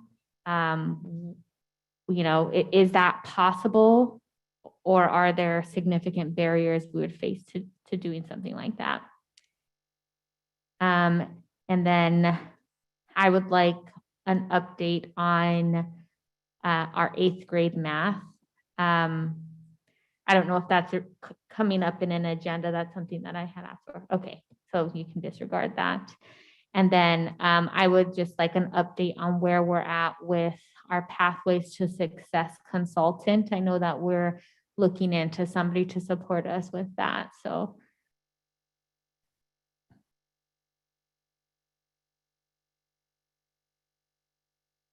Dr. Diaz, you asked about ASU Prep Digital option. Was that for K3 or K8? just K-8 in general. K8 in general? Oh, and I'm sorry, I did have one other question. Again, up to you on whether this is a board update or agenda item, but if we could get from legal counsel, I think we already said this is going to be an agenda item, but the age for suspension, if we could discuss that. Oh, yeah, I've already been in touch with council. They're already working on Okay. amending the policy. Okay, great, thank you. That's all for me. Are there any other points of, or board reports or requests? Okay. Dr. and- Diaz, if I may, I apologize, governing board members, cabinet and community members.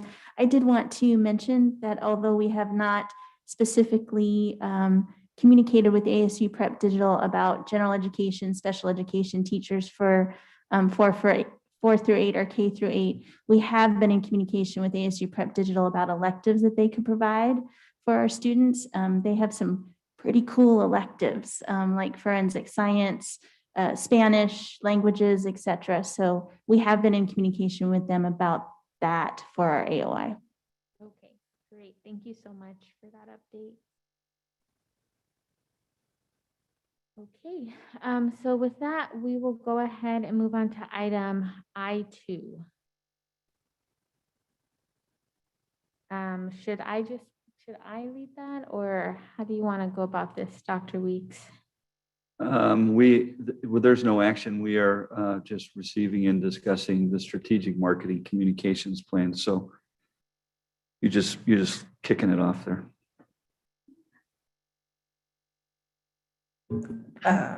You're talking about the ASBA. Yeah, yeah, Oh, the ASBA First. thing? yeah. Yeah. So the ASBA thing, it's not in my, I don't know why it's not in my book. So let me get over to board docs here. So it's item I2, receive, discuss, and take possible action on proposed items for the 2022 Arizona School Boards Association political agenda. So every year, our board comes together and lists our top 5 priorities that we would want to see ASBA advocate for at the legislature. Doesn't mean that they're going to select our 5. They look at this comprehensively, and they ultimately will kind of pick the priorities in themes and categories. So this is just, they want to hear our voice on this. So Madam Chair, members of the governing board, I did call the ASBA on this. Okay. And I thought, well, you know, maybe we could just make it easy if we just pick the top 5 headers. Because normally we're in alignment with what ASBA is proposing. And they said, no, you got to go to the bullet points down below and you got to pick from, you know, all of those bullet points. I don't want the governing board to, you know, kind of pre-approve without having some input as to what those top 5 priorities might be. And then, of course, if there's any additional, the reason we're doing it tonight is because of the timing. By the time we get back to the governing board for a vote, the ship will have sailed. So I don't know that anybody has taken the time to kind of review all of these bullet points. Probably not, right? So having said that, my recommendation, which I had hoped to be better prepared to recommend stuff to you. I would say with some pasta on the wall, but having read these kind of year over year, one that kind of sticks out to me under the first section is advocate to preserve and protect the voters' original intent of Prop 301. I think would be a good priority for us. And if I go down to the next section, because I'm just looking at section by section, preserve and strengthen local control.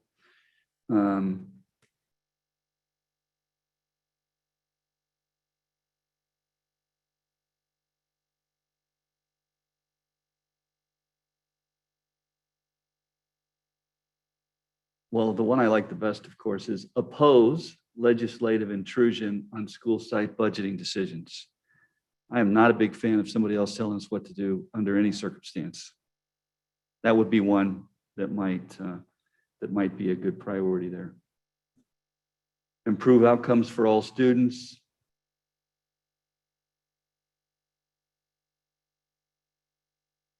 And anybody who wants to jump in here, just be my guest, because this really is your priorities. So we're choosing the bullet points under the, We're okay, choosing under so the headers. Yeah. outcomes for all students. I am strongly in favor of research-based reform for English language learner model and state standardized testing not being used for any purpose other than year-over-year measurement, and policy that protects employees and students from discrimination. Yes, so a good one for us, although it's pretty embedded in our policy, our practice, and on our resolution, support policy that protects school district employees and students from discrimination based on sexual orientation and gender equality. You can't say that enough, you know. So that might be one that we would put in, or the one above, state standardized testing shall not be used for any purpose other than a year-over-year measurement for student growth. You know, everybody knows how I feel about that too. So those would be one of those two, I think might be a good priority. Do we have to choose one from each thing? Well, or can we choose two? that would be from my that thing? recommendation. The board can do whatever it wants. So anyway, so you would choose, you know, one bullet point that gets you to 5 if you do one per header. And then if you had a couple extra, you could say something like, Dr. Weeks, Dr. Diaz, would you put a couple extra in there for us too? You know, but you're kind of pre-approving what those might be, right? So for example, I don't know that there's anything on here or anything that we would come up with that isn't already on here. Yeah, we mentioned maximize state funding for nationally and locally competitive salaries to attract and then to fill positions, difficult positions. That first bullet point. What header are you On under? adequately and equitably fund district schools to at least the national median per pupil funding. Maximize state funding for nationally and locally competitive salaries to attract, recruit, and retain talented teachers and staff, including incentives for difficult to fill positions. That would address, if we did that, it would, and they did that, it would address the teacher shortage that we have in the state, hopefully.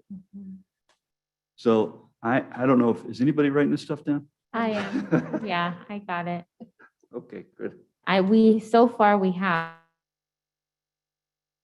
4, which is, the first is to advocate to preserve Prop 301. Second is oppose legislative intrusion on site budgeting decisions. Third is support policy that protects school district employees and students from discrimination based on sexual orientation and gender identity. And then the fourth is what we just discussed, maximize state funding for nationally and locally competitive salaries to attract, recruit, retain talented teachers and staff, including incentives for difficult to fill positions. So we have room for one more unless you all wanted to remove one of the ones we have. Another one that, sorry. I was gonna say, another one that catches my eye, is the repeal any program that gives public funds for private schools, vouchers, ESAs, STOs. What is And- that under? Require public accountability for taxpayer dollars spent on education. I was gonna say the same thing. So we do have 5. Is there anyone who has a strong preference for another one? I do. I would like to advocate for, on the adequately and equitable fund, to equitably invest in technology and reliable internet access for all students. Okay, I like that one too. I'm wondering if there are 2 that were not brought forward by board members, so we could consider replacing it. So, Or you can add it, Dr. Diaz, to like Oh, number can 6 we? and number 7, yeah. okay, so then I'll go ahead and just add that one, equitably invest in technology and reliable internet access for all students. I also like the one that says hold school districts harmless for significant enrollment losses for school year 2021. That's, Where's that? you would think that it would be a no-brainer, but it's under manage the impact of COVID-19 on public schools. That's the The last one. tab. It's the first bullet under the last tab.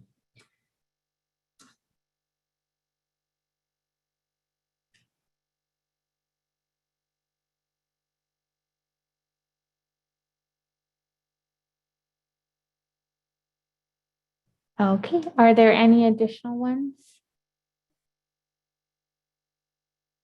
All right, well, with that, we have a total of 7 proposed items for ASBA. So can I have a motion to approve these 7 priority policies? So moved. Do I have a second? A second. Is there any discussion? All right, all those in favor say aye. Aye. Aye. Those opposed say nay.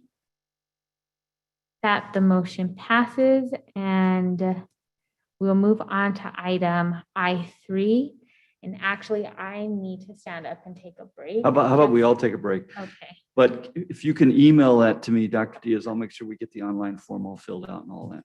But yeah, I would say we should probably all take 5. all right, so we will be back at 8:08.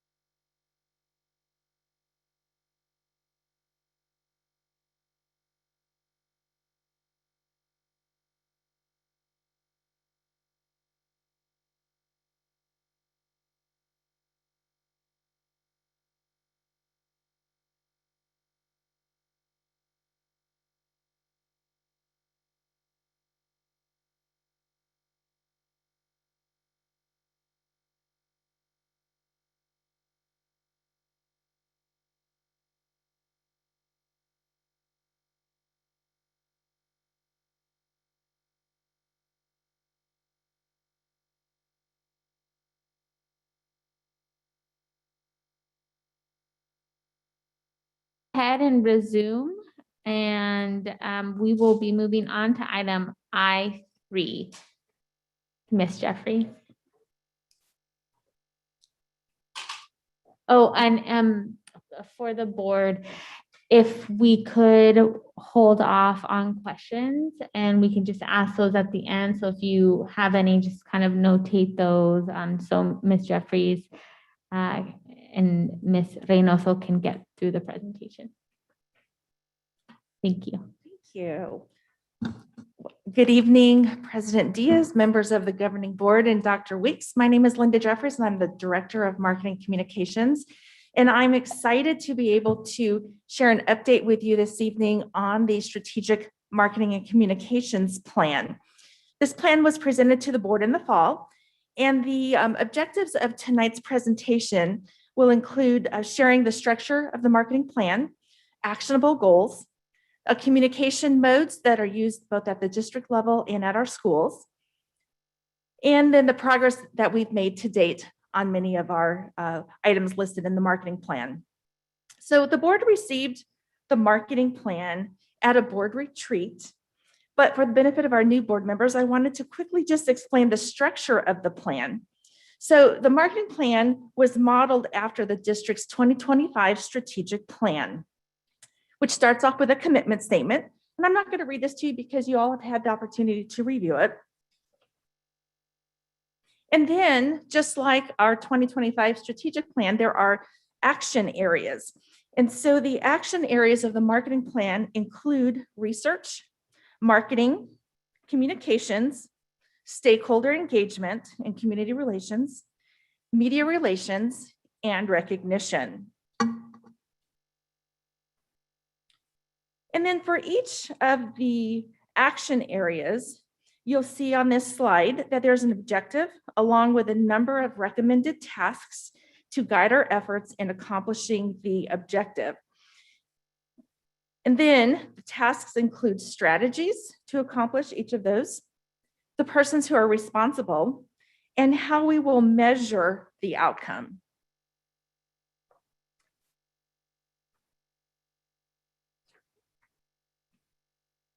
And so let me just briefly share with you the objectives for each of the action areas.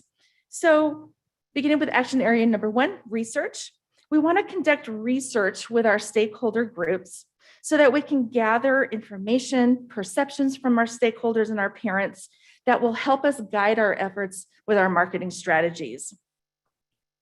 For action area number 2, marketing, we plan to develop marketing strategies that will promote Phoenix number 1 as a premier school district and a district of choice for the parents and community members living within our district. For action area number 3, communications, we want to ensure that we are communicating with our constituents that support long-term relationships, and we want to be sure that we're building positive support for our schools and our students. For action area 4, we want to ensure that we're engaging all of our stakeholders. We want to build positive relationships with our parents, families, and community members that garner support for our schools. For action area number 5, which is media relations, we want to be sure that we're developing relationships with the media to ensure that we are promoting our schools in a positive manner. And then action area number 6, which is recognition. We want to be sure that we're recognizing the great things that are happening at our schools with our staff, students, and our families.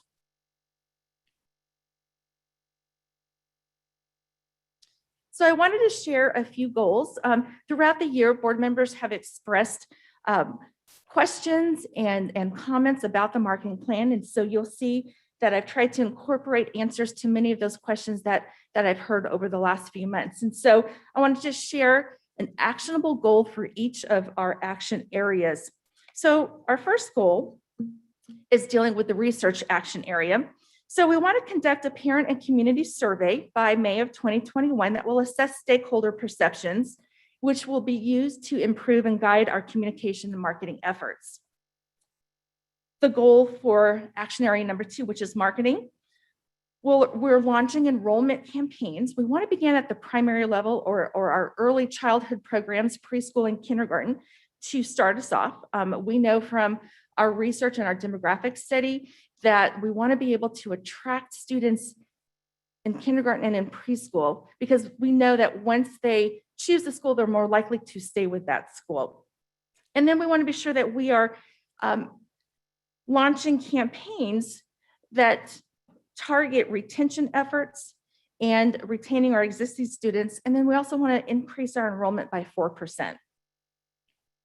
For Action Area 3 communications, we plan to print and mail district newsletter to 36,000 residents within the community. Action Area 4, which is stakeholder engagement, will provide parents opportunities to become involved. And we want to be sure that at least 80% of our parents are satisfied with their local schools as measured by climate surveys. And then Action Area number 5, media relations. We want to partner with our local media to promote positive school and district happenings. We want to be sure that we're responsive to the media when they call or they send emails. And then we also want to be sure that we are making at least one pitch per month to the media.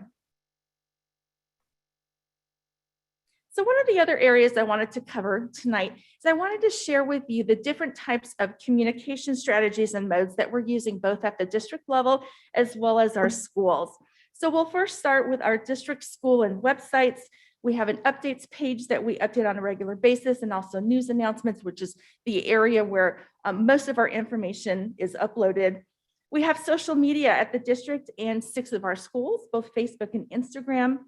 We recently launched PeachJar, which is the flyer distribution platform. We can promote school happenings, but we also promote flyers and activities from nonprofit organizations throughout the community. We have our mass notification system, which encompasses email, telephone calls, as well as text messages. And I want to just share some information with you in terms of what the data shows the number of students and communication contacts that we have using the mass notification system. So right now, we currently have 5,668 students in our student management system, which is uploaded from Synergy. Of those students, you can see all but one have at least one phone that's attached to our students. And then when we're looking at the number of cell phones, we know that we have slightly over 5,400 families that have a cell phone that has SMS capabilities or texting capabilities. We know that we have over 3,700 email accounts registered with our system. And then we wanted to look at the data to include both the mother and the father. And so when we look at both parents, we have more than 10,000 telephones associated with our students. Of those, we have more than 7,600 that have texting capabilities. And then we know we have more than 3,900 emails for both a mother and a father who's listed in the system. So in addition to those, we've had community forums. We have our school marquees that we use to message frequently, both from the district level, and the schools also have the capability to post their own information on the school marquees. We do mailers to families. I mentioned we send more than 36,000 to all of the community members and businesses within our district boundaries. We have our community relations email so that our parents and community members can email us directly. We have our community communications, which is the avenue for community members to share information or concerns with the governing board. We launched our helpline so that parents or community members can call us directly with concerns or questions. We have centralized enrollment clerks who are also bilingual who assist parents with registering at our schools. We also have our main receptionist who is also bilingual, and they assist with community engagement. At the school level, our schools are using a variety of different modes to communicate. So of course, we have our school newsletters. They also use our notification system. They conduct home visits. We have classroom email trees. Some of our schools use Remind 101. They have Zoom meetings. They have virtual community forums. Many of our schools host things such as coffee with the principal. They use PeachJar to share school-related information, and 6 of our schools are also using social media. And then from the classroom level, our teachers are also communicating with our families using ClassDojo and Google Classroom. And so now it gives me great pleasure to introduce a woman who partners with me. The district has contracted our social media services for almost 2 years now. We contract with Mary Hickey Reynoso with Moss Bilingual Marketing.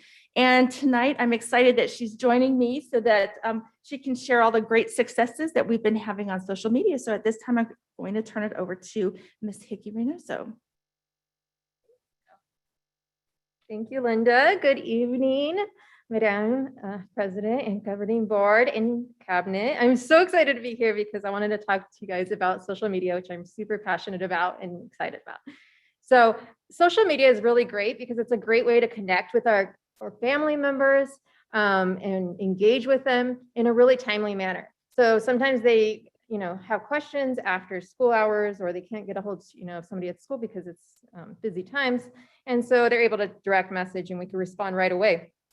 It also allows us to easily and effectively build our brand and market the special things that are going on at the schools.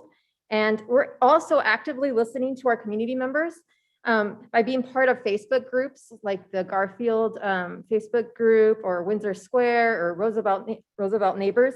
And we could listen to them and see what's going on in the neighborhoods. What are they, talking about? What are some of their concerns? And then we could bring it back and try to find solutions for those, some of those issues. So here on the slide that you're looking at right now is our social media pages that we have. And when I first started, we had about 2,800 followers.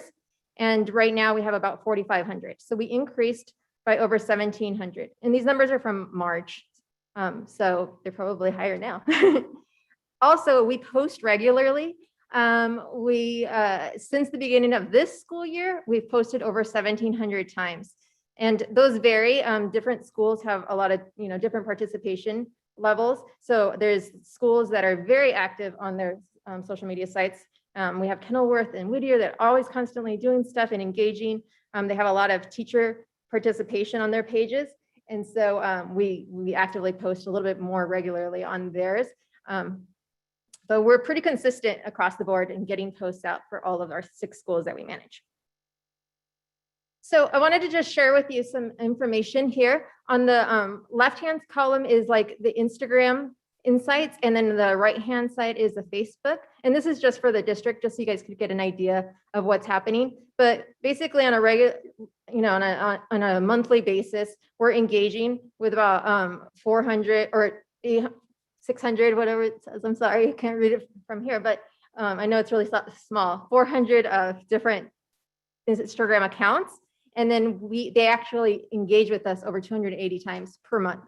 And then on the right-hand side, you could see it's just an insight of a typical day. On that specific day, we had 2 posts and over 700 people saw our post. 90 people engaged with that post. And then 2 people actually clicked on the link. And that was a specific day that we gave information about Zoom mental health meetings. What we've learned about social media is that videos garner the most results. This is an example of a video that we did for Kenilworth. It's when they celebrated their 100th anniversary and Mr. Anthony shaved Kenilworth design on his head. It was a really great partnership with it's pretty interesting, fun. It was a really great partnership with a local barber. And so we were able to make the video. The barber shared the video too. And we reached over 2,900 people. It was shared several times. 200 people engaged with it. And it was a lot of fun. And it was a win-win for the business and for our school. We've also learned that paid Facebook advertisements do work. We did do some Facebook advertising back in July of 2020. We did it for 6 of the schools. And so each of the schools got pretty much similar results, which was a reach of about 2,000 people. And then 600 people or so engaged with that post. And then we actually got like 9 click links, people actually clicking to, the link that said either enroll now or learn more. And so those are pretty good results. We only spent about $40 per school at that time. And this was during COVID. And we know it works because we got direct messages asking more information about enrollment. And those we're able to just send those over to the enrollment specialist or directly to the school. What we've also learned doing social media is that bilingual messaging is necessary. People do, speak Spanish in our neighborhoods. They direct message us in Spanish. Most of our posts are in English and in Spanish, and people are constantly commenting in Spanish too. So who are our followers? From this information, we kind of gather that most of our followers are women. So we're thinking it's the parents, the moms of the parents or of the kids that go to our schools. They're between the ages of 25 and 44. Most of them are from around Metro Phoenix. We do know that 130 of our followers are Spanish speaking only, and that means that they've designated on Facebook saying that they only speak Spanish. And we also have 30 followers living in Mexico, which is probably family of the kids that we serve. So here's some of our goals. And these are some of the tactics too, to reach our goals. Some of these we're already doing, and then some of them are recommendations to move forward. So one of the first goal, obviously, is to expand the social media sites for all of the schools. I think it's important to show that love to all of our schools that we have in the district. Another one of our goals is to increase followers by 10% on social media pages every 3 months. This is an ongoing goal. We've consistently been hitting this. And it's organic followers. So that means it's actually parents. It's not just fake profiles or just people that don't engage. The tactics to meet this goal is to continue creating engaging content by using high quality photos. The videos work really well, and graphics to get out that important information. I think also what we need to do a little bit more of is to highlight administrators, educators, and the board members' accomplishments. People love to see that type of content. It does really well, and it gets shared a lot. I would also like for us to start doing a monthly video from administration with an update to families. I think that's a great idea to just get us all connected. And so it's something that I would love to see implemented soon. Another tactic to meet these goals is to follow our community partners and leaders and engage with their posts. We constantly do that. We need to do a little bit more of that. We also want to let parents know that to follow us on social media. Several of our schools advertise our social media sites on their newsletters or on their email signatures. I put signs up in the lobbies so most parents know that we have a social media site to follow. I also always tell our principals to engage more in community partnerships. It's a win-win. I could go in there and do the videos for them, and then the company posts the video and we post the video, and it just makes everybody happy, and it gets shared a lot. People love doing that.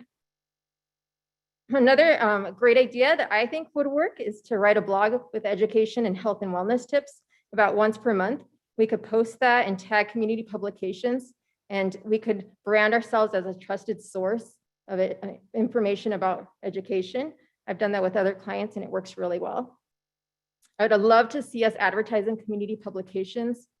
That also gets our word out about our social media sites and get us more followers from around the, not just in our district, not just in our neighborhoods, but around metropolitan Phoenix. We also like to ask employees to follow and engage with us.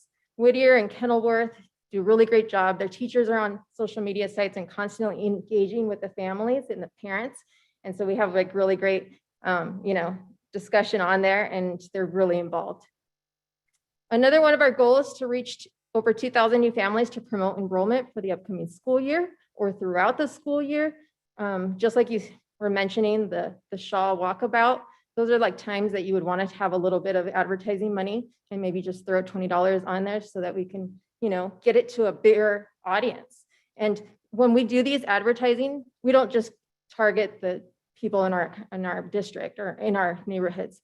We're looking at the neighborhoods that people are driving from. So we looked at specifically for Herrera, we looked at the different zip codes that parents were coming from, and we really targeted those areas to put advertising money to get more of those people to see our ads. So recommendation would be to just put aside about $100 per school for Facebook and Instagram ads. And then always use creative messaging, include some videos to increase that reach and engagement. The videos for the ads work really well too. That's what we've learned. So want to do more of that. And I will turn it back over to Linda.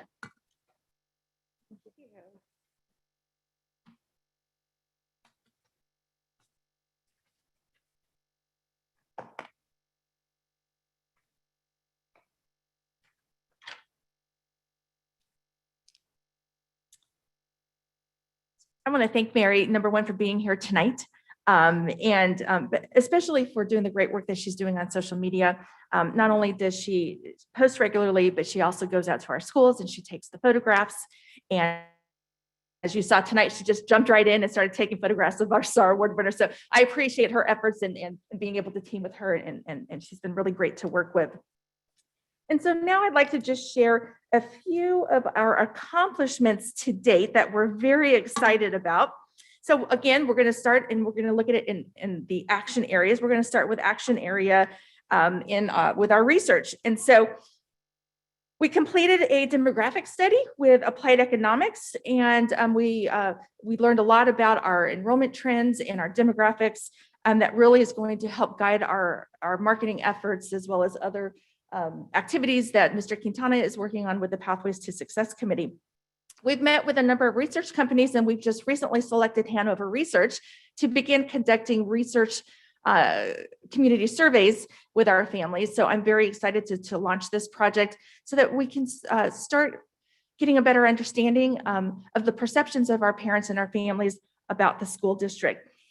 I've also met with a couple of marketing companies. We want to possibly look at rebranding the district, maybe looking at our school logos.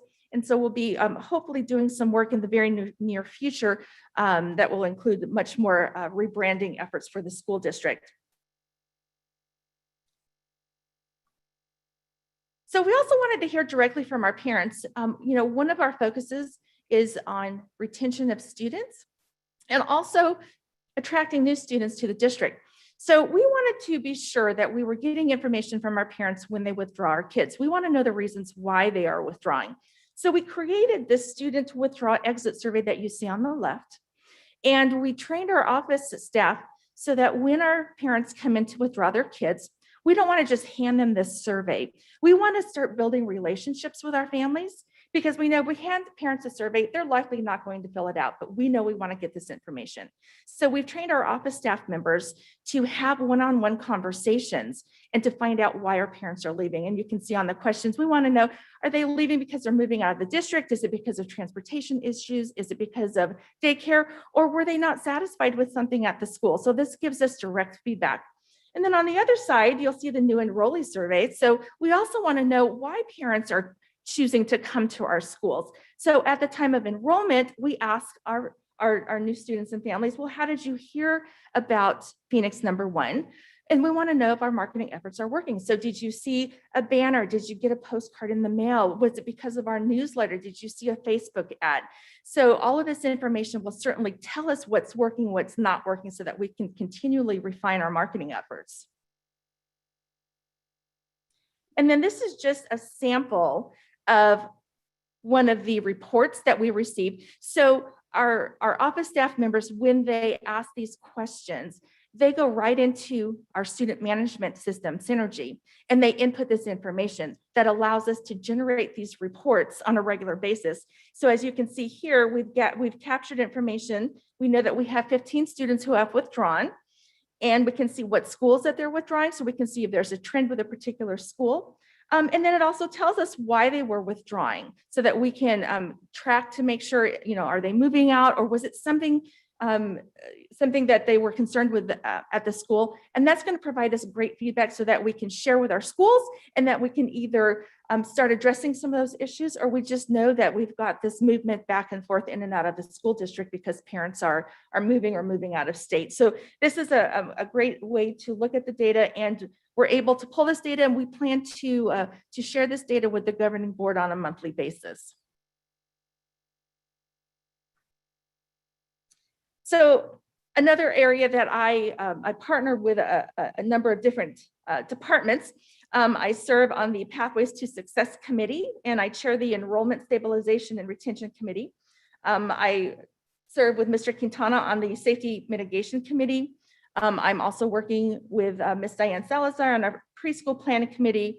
I'll be chairing the equity marketing committee that you heard about at our last board meeting with the equity presentation.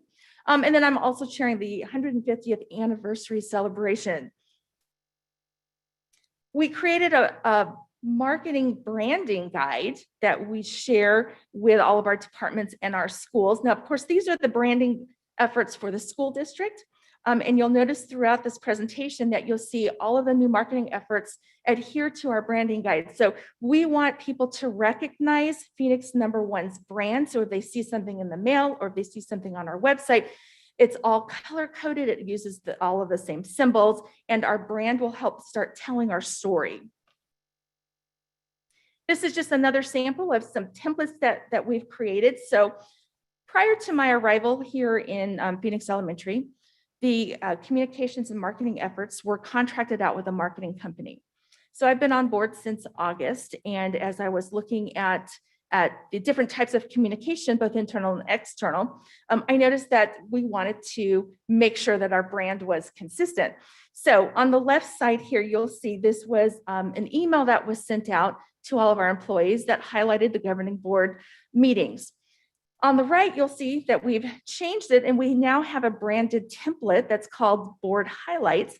And it reads much like a newsletter. It's visually graphic and it's much easier on the eyes to read. And so we send this out to employees after the board meetings. This is another example on the left. This was the template that was used for the governing board updates.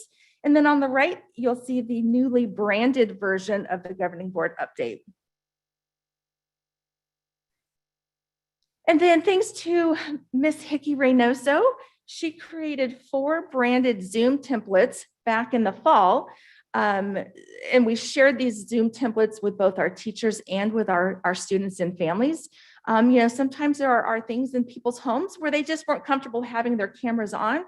So we wanted to provide our students with an avenue where they could use one of these Zoom templates so that they would keep their cameras on so that we knew that there was better engagement between students learning and teachers in the classroom. We also created 2 new branded PowerPoint templates for our district office staff to use when they're making presentations. This is another marketing effort that we use. So you might recall that we held kindergarten registration drive-thrus at all of our schools. So this is a sample of the postcard that was mailed to the 36,000 homes. The left side would be the front of the postcard and the right side would be the back of the postcard. So it's visually appealing. How could you say no to this cute little boy on the front cover of this postcard? Again, when we talk about Phoenix brand, you'll see this brand consistent throughout all of our marketing efforts. So just wanted to share a little bit of data that we were able to gather. So for this particular postcard, we know that we had 117 parents who attended our drive-through registration events at our schools. And of those, 51 of those families had returned the registration packets. This is just an example of the preschool registration drive-through that we held at Faith North Preschool. Again, this is now branded with the school's colors, but it still has the same look and feel of Phoenix Elementary School District. Again, the left side is the front cover, the back side or the right side is the back side of the postcard. So for preschool, we had 9 families who attended the drive-through, but we had 15 enrollment forms. So we know that word is out there and spreading about our preschool programs, and there is a great need for preschool, but this is just our initial efforts on our first drive-through event. And then we talked earlier about Shaw Montessori, and they had a prospective parent night. Again, this was the postcard that we sent out to the entire community. It's slightly different. It's branded for Shaw, but you will see the consistency throughout all of the marketing efforts so that it's always tied to Phoenix #1. And so the efforts of the prospective parent night at Shaw, they had 36 families who attended their prospective parent night. And we know that 4 of those came from the postcards. And then the number of people who completed the waitlist application, we were at 66, and I'm certain by now that that number has increased. So we also are taking a look at the types of marketing collateral that we have for our individual schools. And so we started creating school brochures for each school. We started with Edison and also Garfield, which I'll show you in a minute. We've got some new apartments through the city of Phoenix that are being built, and we wanted to be able to provide the city with some marketing materials for parents who might be moving into those apartments. And so what do parents want to know when they're moving into a school? They want to know what is a school offering, you know, after school athletics, or what type of curriculum or what types of clubs. So this was designed as a brochure, just like this. And we want to talk about the school's mission and the vision, but we really want this just to be a bulleted point, something quick for parents to read to better understand all the great things happening at our particular schools. So these will be site specific. So this is Edison's copy. And then this is a draft of Garfield's. Now we're still working on this, but this is a draft. Again, you can see the brand of Phoenix Elementary School District, but each schools will be specific for the types of specialty programs that they're operating at their school campuses. We spent a lot of time on our district website, and to date we've updated the website more than 100 times. And you can see on the right-hand side, this is just one of the areas of the website that we redesigned to make it easier for parents to navigate and find information. I'm also collaborating with Human Resources as they revise the recruiting website.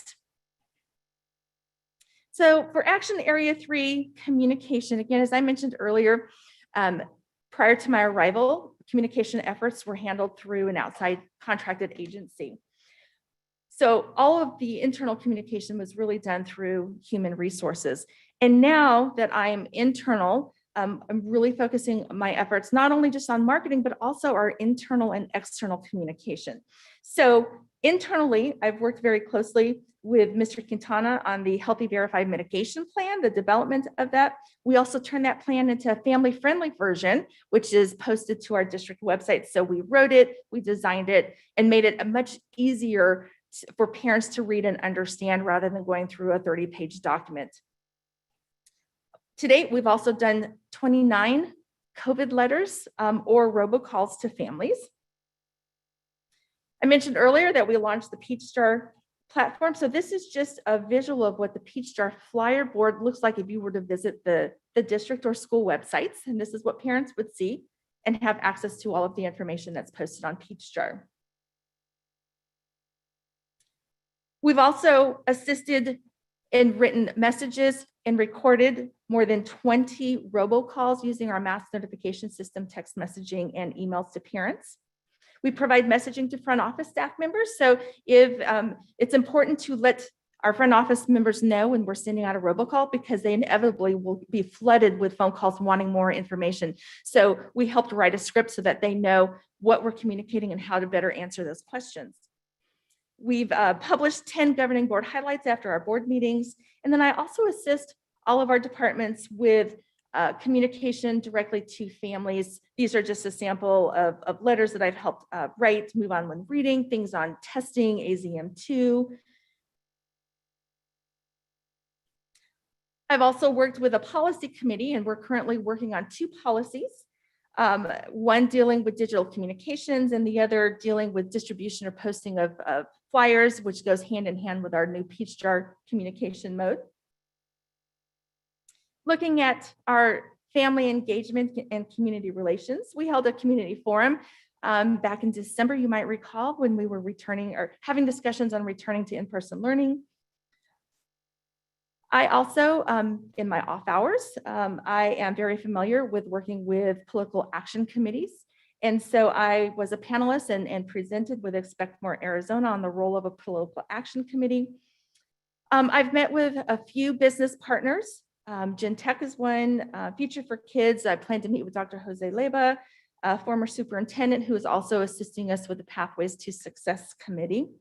I serve and attend the Phoenix Community Alliance Education Committee. And I was very excited to have Governing Board Member Ms. Bueno attend that meeting with me on Tuesday. And so I appreciate her efforts, and it's always very interesting to hear the conversations around education and our business leaders. So it was a real pleasure to have Ms. Bueno there and have her participate with me. I've also met with the Phoenix Revitalization Corporation. Again, I want to thank Ms. Bueno.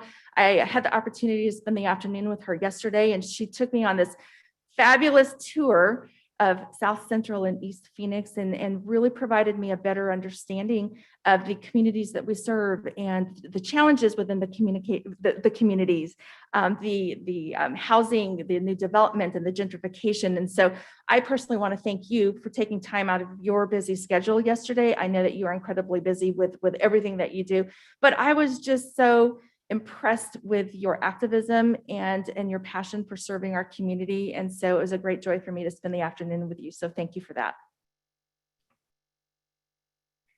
Yes. In addition, we partnered with the City of Phoenix, as you saw earlier, to provide the mobile COVID testing van at 5 of our schools. So we've been very busy when it comes to media relations over the last few months. And so just to kind of give you an idea, we've had 29 requests for information, much of that stemming from ASU students who are in the Walter Cronkite School of Journalism, but also from our media outlets, our TV and newspaper. We've done 5 pitches on stories. We were highlighted in the Arizona Republic for our community nutrition program. Kenilworth's 100th birthday was celebrated in the news. We did a story with Telemundo on our declining enrollment. We've also been on KTAR and KJazz Radio. Channel 15 did this great segment with Mr. Jay Barbuto over at Edison on the success of our distance learning. These are just a few pictures of our news segments that appeared as we reopened our schools in March and had some great success. We made front page news with the Arizona Republic. Also, Dr. Vink, we were thrilled that Channel 3 came out and did a short segment on her going out to our schools and visiting and welcoming our students and our staff back. So we've had some great success stories with the media over the last few months. We also assisted the City of Phoenix.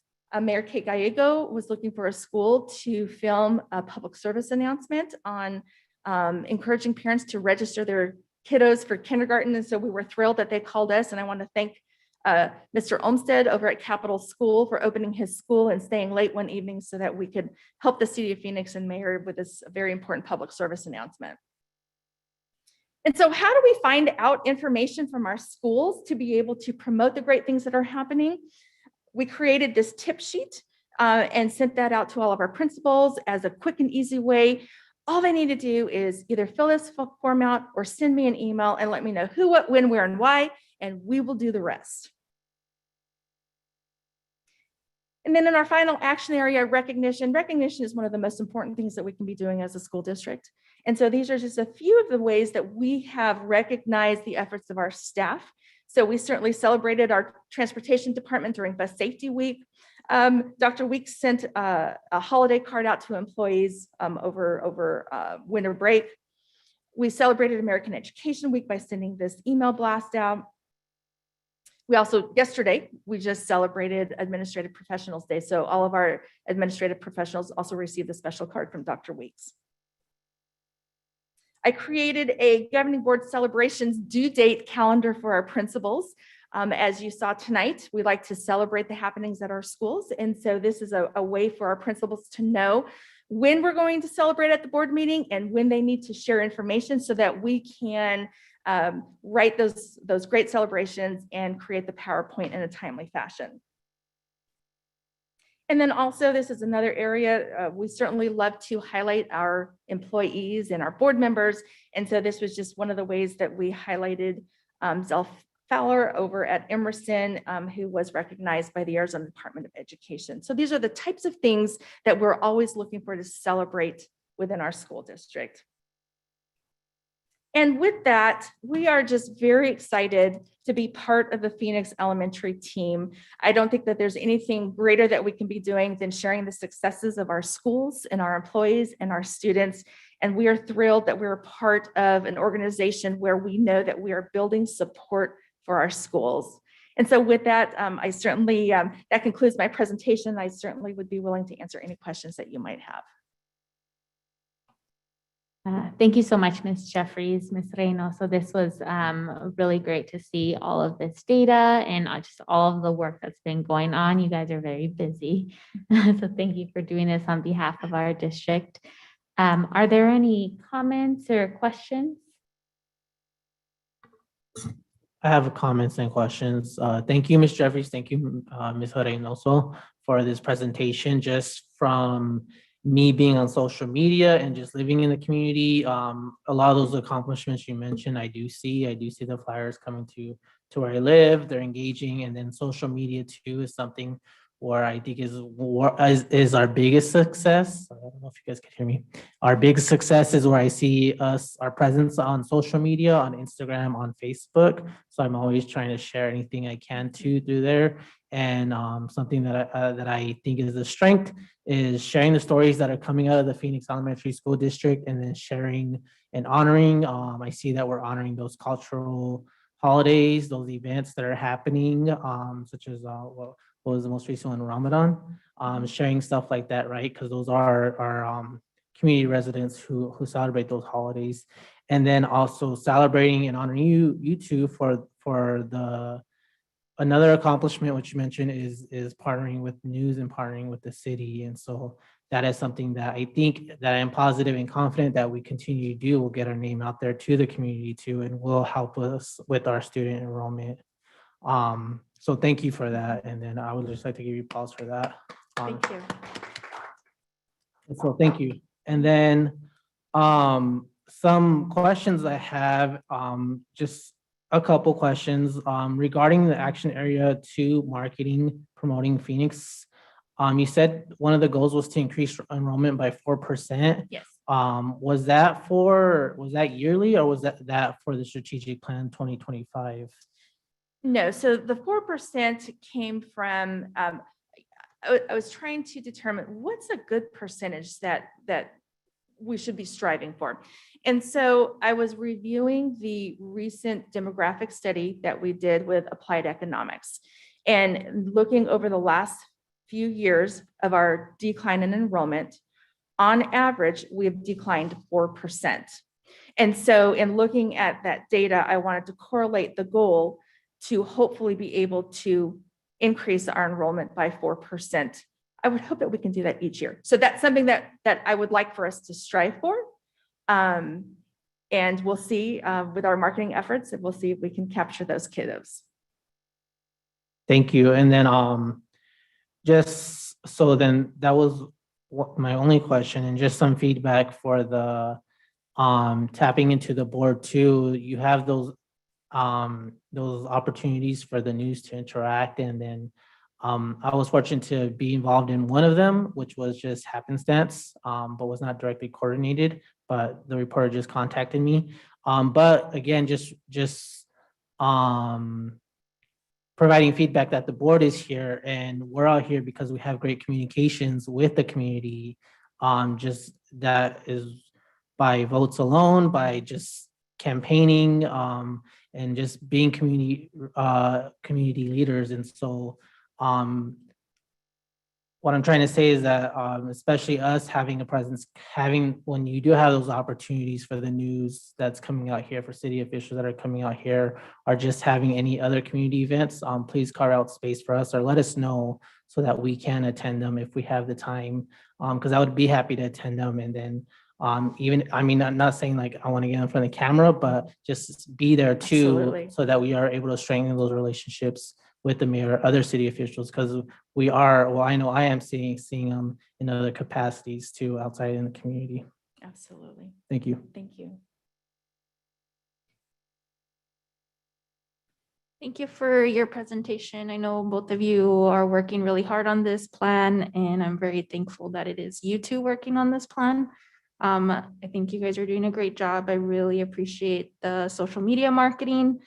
All those numbers are very significant, and I think your recommendations are very solid. I would like to see sort of a strategy game plan for every school. I think that the messaging is a little bit different for each of the schools that we serve. So I would like to see that implemented. So hopefully every school has its own Instagram and Facebook page. That's on I think you're doing a great job on the marketing side, but I also want to just recognize, I think I see the marketing and the communications twofold. So the communications is how we communicate with our families that we currently serve. And then the marketing, I feel, is who we're trying to attract to the district. And with the who we're trying to attract to the district, right now it seems a little bit, we're trying to attract affluent families. And I think the birth rate and the reality of it is that we do have a lot of housing that is being developed for families. And I would like to see that material be applied to those families. So that means door-to-door canvassing. It means bilingual.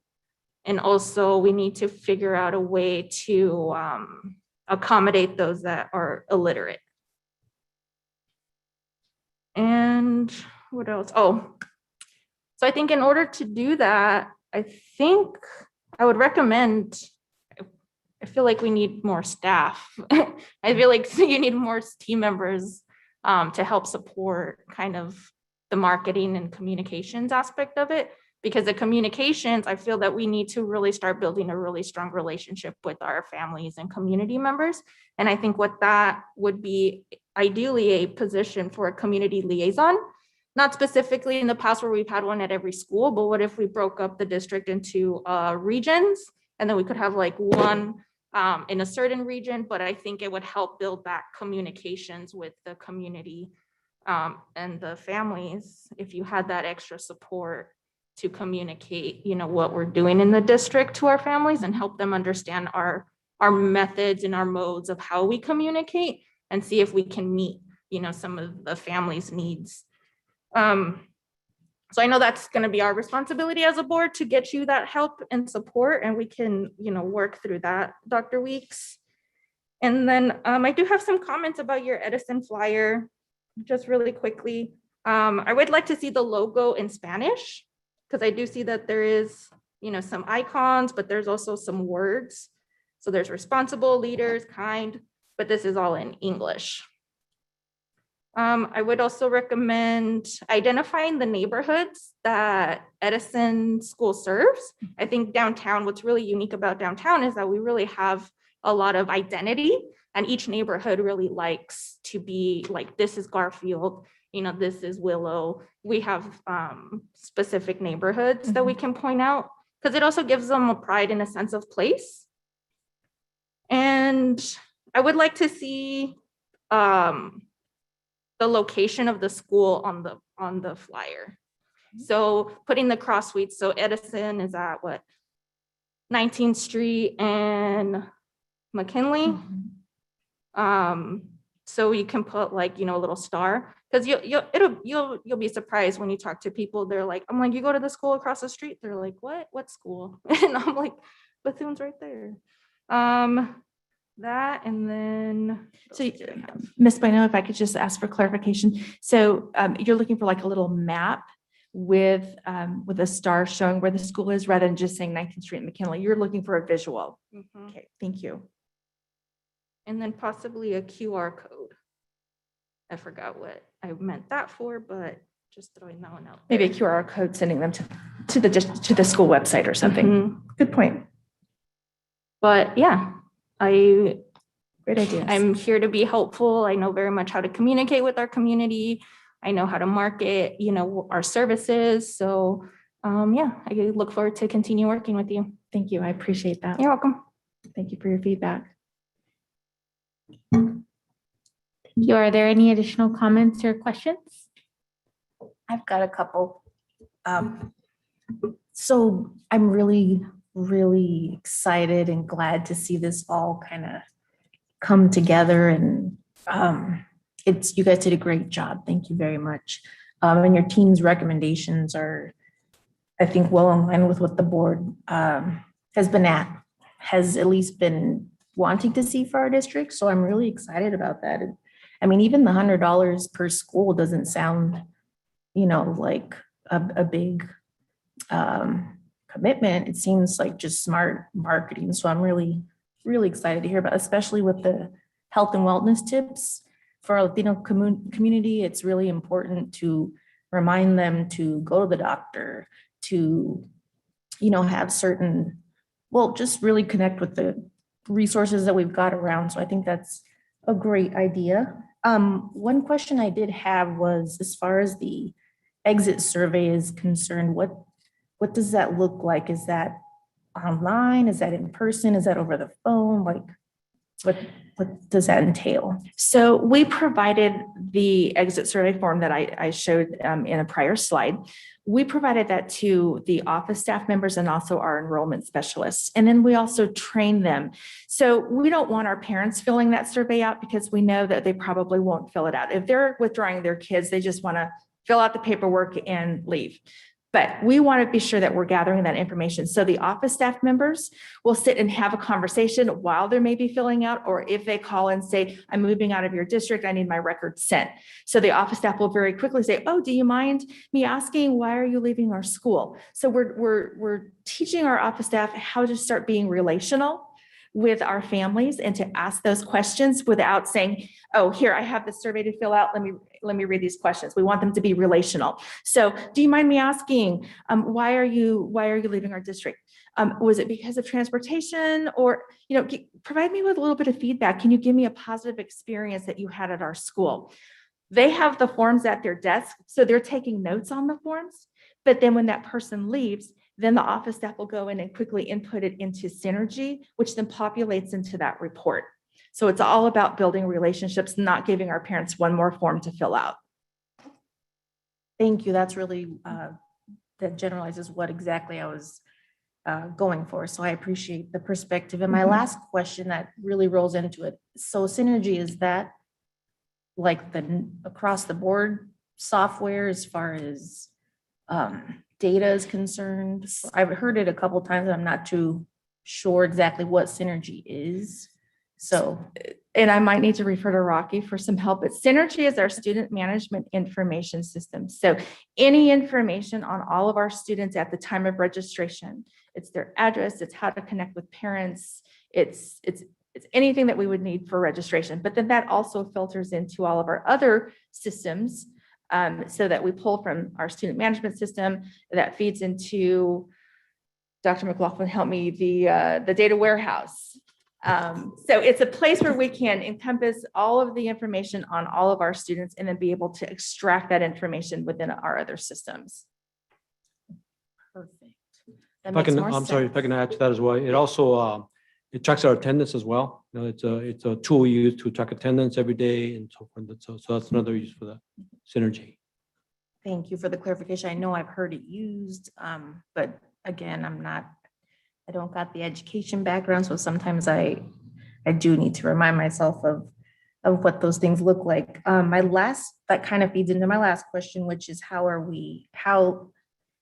do we build that mailer list or whatever that goes out to potential students and families? Is that just something we get from the state? I'm just wondering what that looks like. No. So when we send the postcards for, let's say, the drive-through postcards. So I work with a mail company, and we know that we want to maybe hit every house within our district boundary. So they take our district boundaries and then they overlay that with the carrier route with the Postal Service. And so we develop the carrier routes that we want to distribute. And then I tell them, we want this postcard delivered to every home and every business within this geographic area. And then it's mailed and it gets mailed to every home. We can, if we decided that we wanted to target our marketing efforts outside of our school district, then we just tell a mailing company, I'd like to target this particular area. And then they work with us to develop what the the area is for the carrier routes and those types of things. So we don't mail directly to addresses. We mail to postal customer local, which is every single home.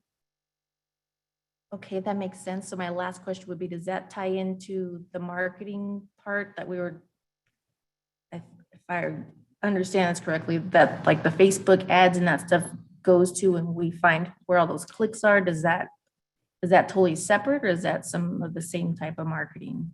It is totally separate. And so I'm actually going to let Ms. Hickey-Reynoso come up and have her talk a little bit about the ads and how we do targeting. So specifically, we look at where the school, each specific school, we see where their current students are coming from. Herrera is one of those interesting schools where they have a lot of their students coming from different parts of the valley. So we specifically targeted those. And then we also looked at, we talked to the airport people and said, hey, where are a lot of your employees coming from? Because that's on the way to the airport. So we wanted to target their employees. And so there was a lot of, discussion of which zip codes to hit. Luckily with Facebook, you're able to do that really easily. You could target people that have kids that are a certain age bracket and that live in a specific zip code. So we were pretty strategic of how we picked those, and each school had that process. So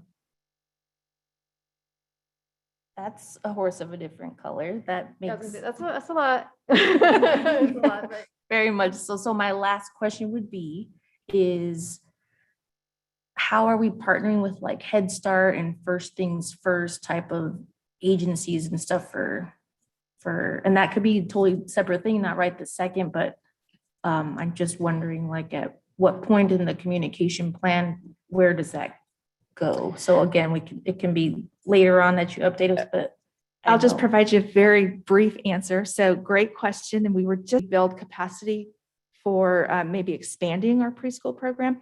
She's building those connections, but we've also had conversations with some of our principals to develop a relationship or partnership with local daycares in our communities, so that we're hoping that we can then take materials into those daycares and then promote those neighborhood schools with the daycares in their surrounding area.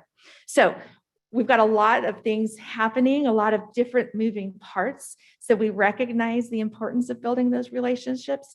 And those are things that we're targeting at a school level. But certainly everything just takes a little bit of time, but we're all on the same wavelength. And so I appreciate that question. And I know that Ms. Salazar is working very hard to figure out additional ways that we can promote for our early childhood programs. I just thought of one more question. I'm so sorry. That's okay. What does our translation and interpreter life look like here at the district? Repeat the question one more time. I didn't quite hear it. What do our translation services kind of look like? Do we Oh. outsource for that? Like as far as the social media is concerned? Mhm. And then what happens on our mailers and stuff like that? Sure. So we have a couple of different ways that we translate. First of all, we have individuals who receive stipends who are on staff who translate communication for us, both at the district and also at the school level. For things of marketing nature, things that we send out to the community, I want to be sure that the language that is being used is appropriate and professional. And you all know that there are different dialects and different translations. So we want to be sure that we are communicating appropriately with our families. So those things such as the postcards that I shared with you tonight and the brochures, we partner with outside translation companies who do this for a living. The two companies that we use are, one of them has a doctorate's degree and the other, I believe they both have doctorate's degree. So they are trained professionals. They only translate into Spanish. And so I believe that their translations have been very, very accurate. So when I do robocalls or using our mass notification, I work with an outside company. I create the message in English, I send it, they very quickly and turn it around, usually within a half an hour to an hour for me.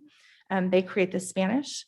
Then we post it to the website. I send it to Ms. Hickey-Reynoso and she loads it to social media. But also, I also want to say that Ms. Higuerino also is able to translate for us. And so she does do some translation for social media, but for the most part, when it's an overall message that we're sending district-wide, we try to have an outside service provide that translation for us.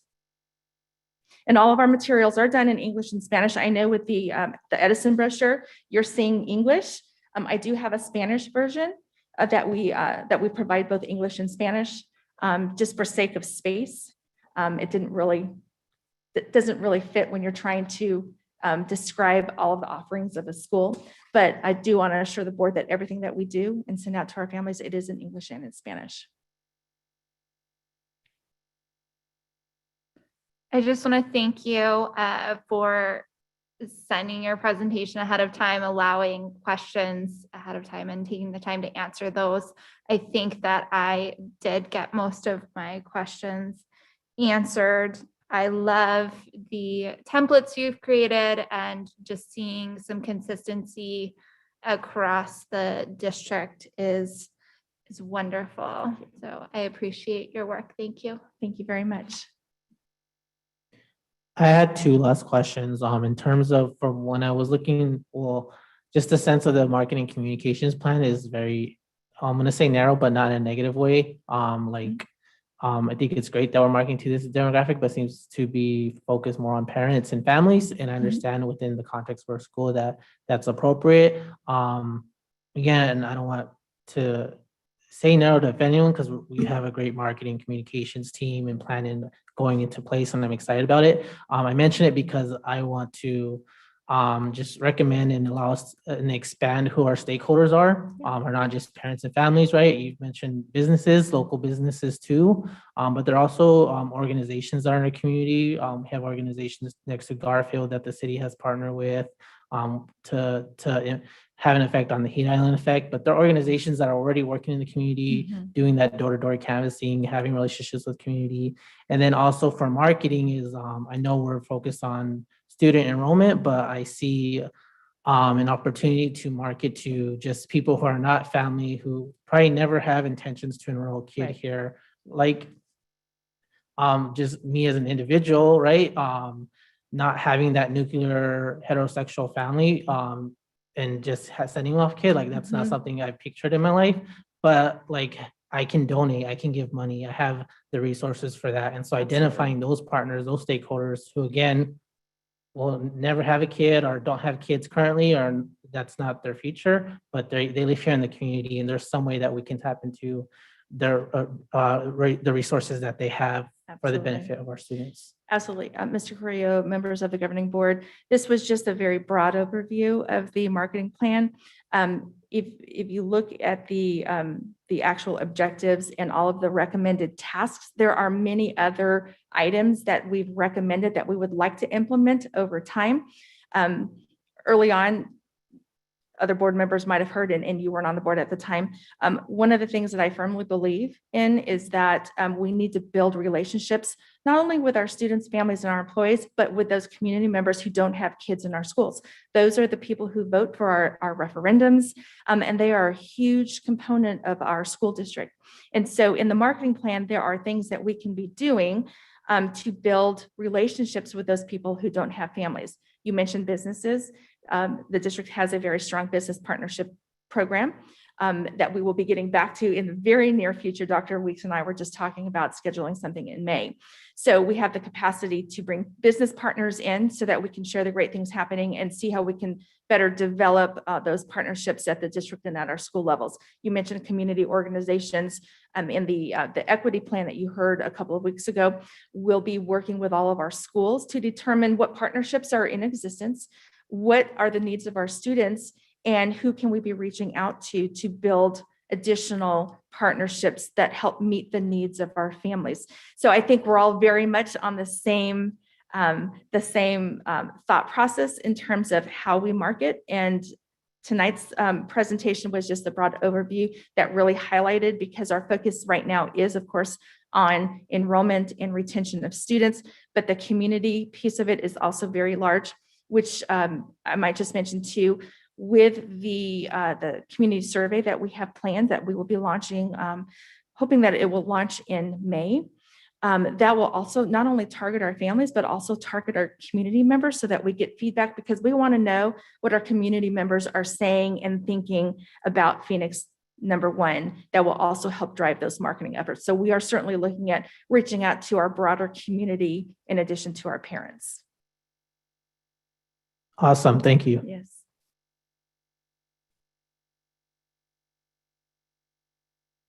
Thank you so much. I do have a few questions, and again, thank you for the work that you guys are doing. It seems to be very comprehensive. So from one of your slides, it looks like many of our families have access to text messaging, which is great. One of the things that I would recommend as a possible consideration for change in text messaging is, when we get them right now, it just says, look at the website for the update. Perhaps we can consider like naming the topic that is warranting them to click on that. So check out our website to learn about enrollment or something like that. So they don't view it as spam. They see it's like very relevant and applicable. So I would just add that change if possible. May I just respond to that? So I initially tried to do that because we're limited on characters. And then when you do the Spanish translation, sometimes we were over on those characters. Okay. So we tried to do that when we can, but I found, especially with our robo messages, when it's tied to an email, when it's tied to a posting that's on the website, it doesn't always work. And so that's why we've kind of resorted to just that standard. But we certainly can look at other ways to use the text messaging, because we don't have to use all three of those modes. We can certainly just use the text messaging feature. So that's something that we can certainly look at, but we are limited on the number of characters. Okay. I wasn't sure if there was something like that, but thank you for letting me know. Do we know what the ROI is for the mailer? So we send it out to 36,000. Is there any way to track like how many people are engaging with that? Or is it just simply by how many enrollments we get from that or inquiries? The only way that we're able to track that right now is through tracking the number of people who maybe come to the drive-thrus, for example, or the number of people who register. And through our new enrollee survey, when we ask them, how did you hear about our school? If they say, we heard about it through the postcard, or we heard about it through the website. So those are ways that we're trying to track the return on investment. I think overall, I think we'll be able to track that when we see our enrollment numbers increasing, or if we see our student retention stabilizing. So for right now, that's the best way that I can answer that question. We certainly can brainstorm other ideas. Ms. Bueno mentioned a QR code. So maybe we start adding a QR code to some of our marketing materials, and then we can monitor the number of clicks that happen on a particular web page. I don't know that there would be a direct correlation that those clicks are coming from this postcard, but you could look at when the postcard was mailed, the time frame of the clicks, and you can maybe make some inferences that maybe we had an increase of traffic on the website due to this postcard. Yeah, that makes sense. I just, want to make sure that we're putting our money where we're getting the greatest return on investment. So, as we continue to do this and find ways to monitor and track, I think that would be important. Absolutely. And then for the exit survey, can we ask, I see that we're asking what school they're going to, but can we ask why they're choosing that specific school? Absolutely. And I know that might mess up our data right now because that's a new question, but I think this is probably a good time to make modifications if any would be made. See, and then I saw the PowerPoint templates, which I definitely appreciate. We're making these things consistent. I do at times see older templates being used. So are we reinforcing to our staff that they should be using certain templates? So yes, we will. One of these templates was just created about a couple of weeks ago for the equity presentation. So those branded templates have been shared with all of our departments. Of course, right now we have some transition in some of our departments with our secretarial staff. And so as new people are hired on, we will certainly make sure that the secretarial staff and the department leads all have access and know to be using those branded templates. Great, thank you so much. And then for our website, I know that we're constantly making changes. One of the things, and this might already be on your radar, but at some point, I think we really need to dig into each of our schools. Absolutely. And make sure that it's consistent in terms of like the categories and whatnot, and make sure that it's just not so lengthy, because there are novels on there and it should be concise, bulleted, visually friendly, and updated. I saw a few that were not updated, and just really highlighting what, we have to offer at that Absolutely. school. I believe there's a lot of work that we certainly can do on our websites. I do have a plan for our websites. Hopefully that we're just in the research stage right now. But I do feel that our schools and our district website, we need to certainly take a solid look at that and provide. There's a lot more information that we can be providing on our website. Again, right now our website is contracted out with an outside agency. And so we're looking at ways that we can maybe better streamline how we get that information from the schools, how we manage and upload. And we're also looking at some template redesigns and things of that nature to make our website more user-friendly, more attractable. So I'm hoping that over maybe the next 6 months, we might see some new traction with our website and our redesigns as we start looking at rebranding the school district. Perfect, thank you. And then I wanted to kind of echo Ms. Bueno's comments. I agree with the door-to-door strategy. I know that that's more timely and it's time consuming, and it can be quite costly, but I know charter schools do that. When you're running for governing board, you do that. There's firms out there that do this. So I would be interested to know, how much that would cost for us to do something like that to increase enrollment, what that strategy would look like, and if it's worth investing in. Dr. Diaz, we actually had at Emerson, when I was on the PTO, we did a door-to-door campaign as like an Emerson community with teachers and parents, and we went out and took information and knocked on doors. And I actually did not go, but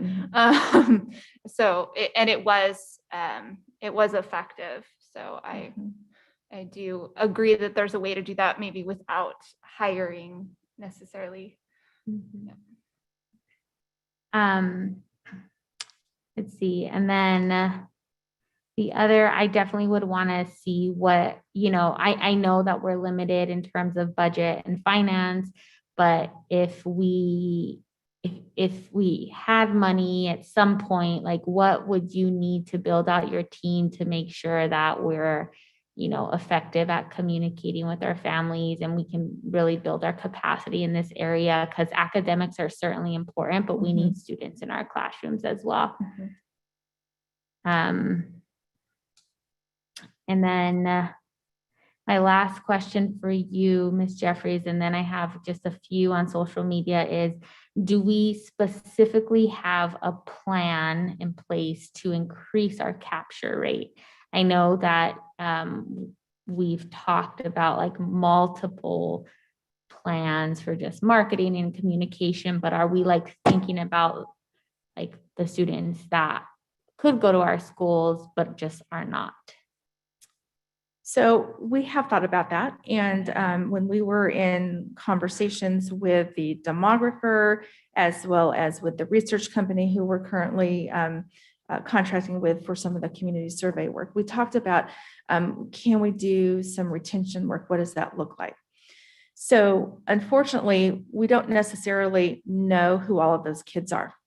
And so how do you reach a subgroup, maybe who have never enrolled in our schools, but maybe are enrolled in the charter schools? So it's important, and I understand the concept of needing to increase our capture rate.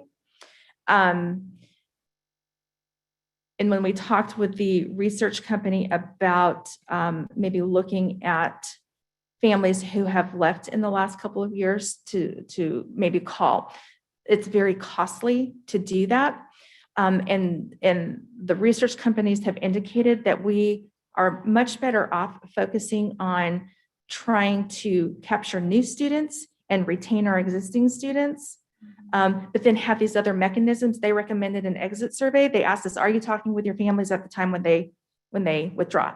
So we've already created these strategies and already have implemented it. They're recommending that we do these same types of things for the capture rate. So unfortunately, that's just one of those things that we see in numbers, but it's just so hard to pinpoint who those kids are and to provide information, which is one of the reasons why I'm an advocate for sending out the postcards or mailers to all of our community, because we know those kids are living within our communities and their families.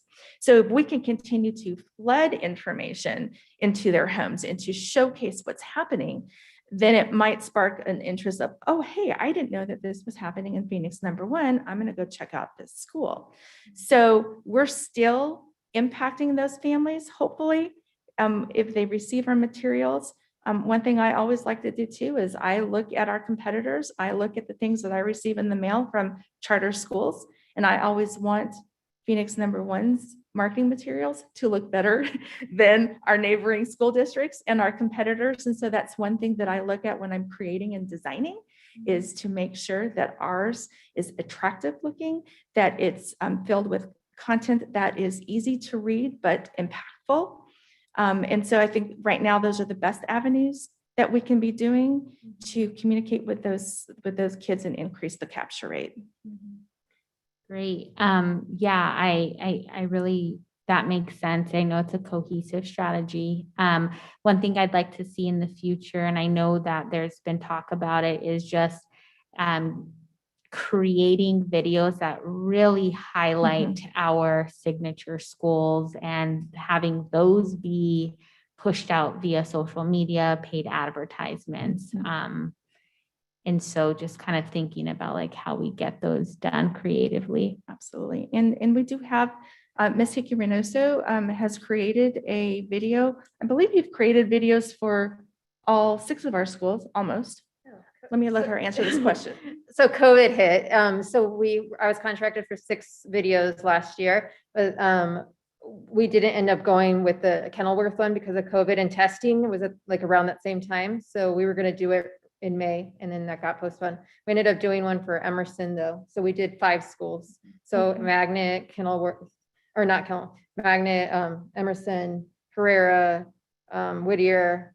What was the 5th one? One more in there.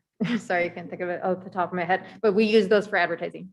Okay. For the ads that were run in July in 2020. Great, yeah.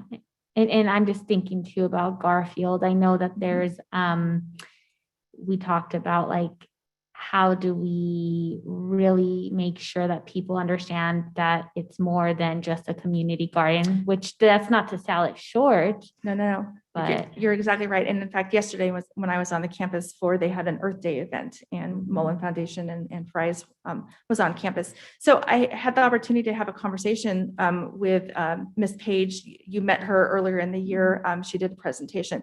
And so I was asking her for her help in trying to better describe what the program is. And she agreed.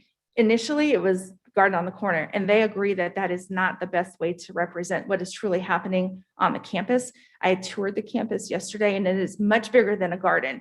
And so I asked if we could sit down and have a conversation with her and have a brainstorming session so that we can better define, it's not just the garden, you know, there's urban farming, there's nutrition, there's the kitchen component, there's building capacity within the community, there's the nutrition side of it, there's science. And so how do we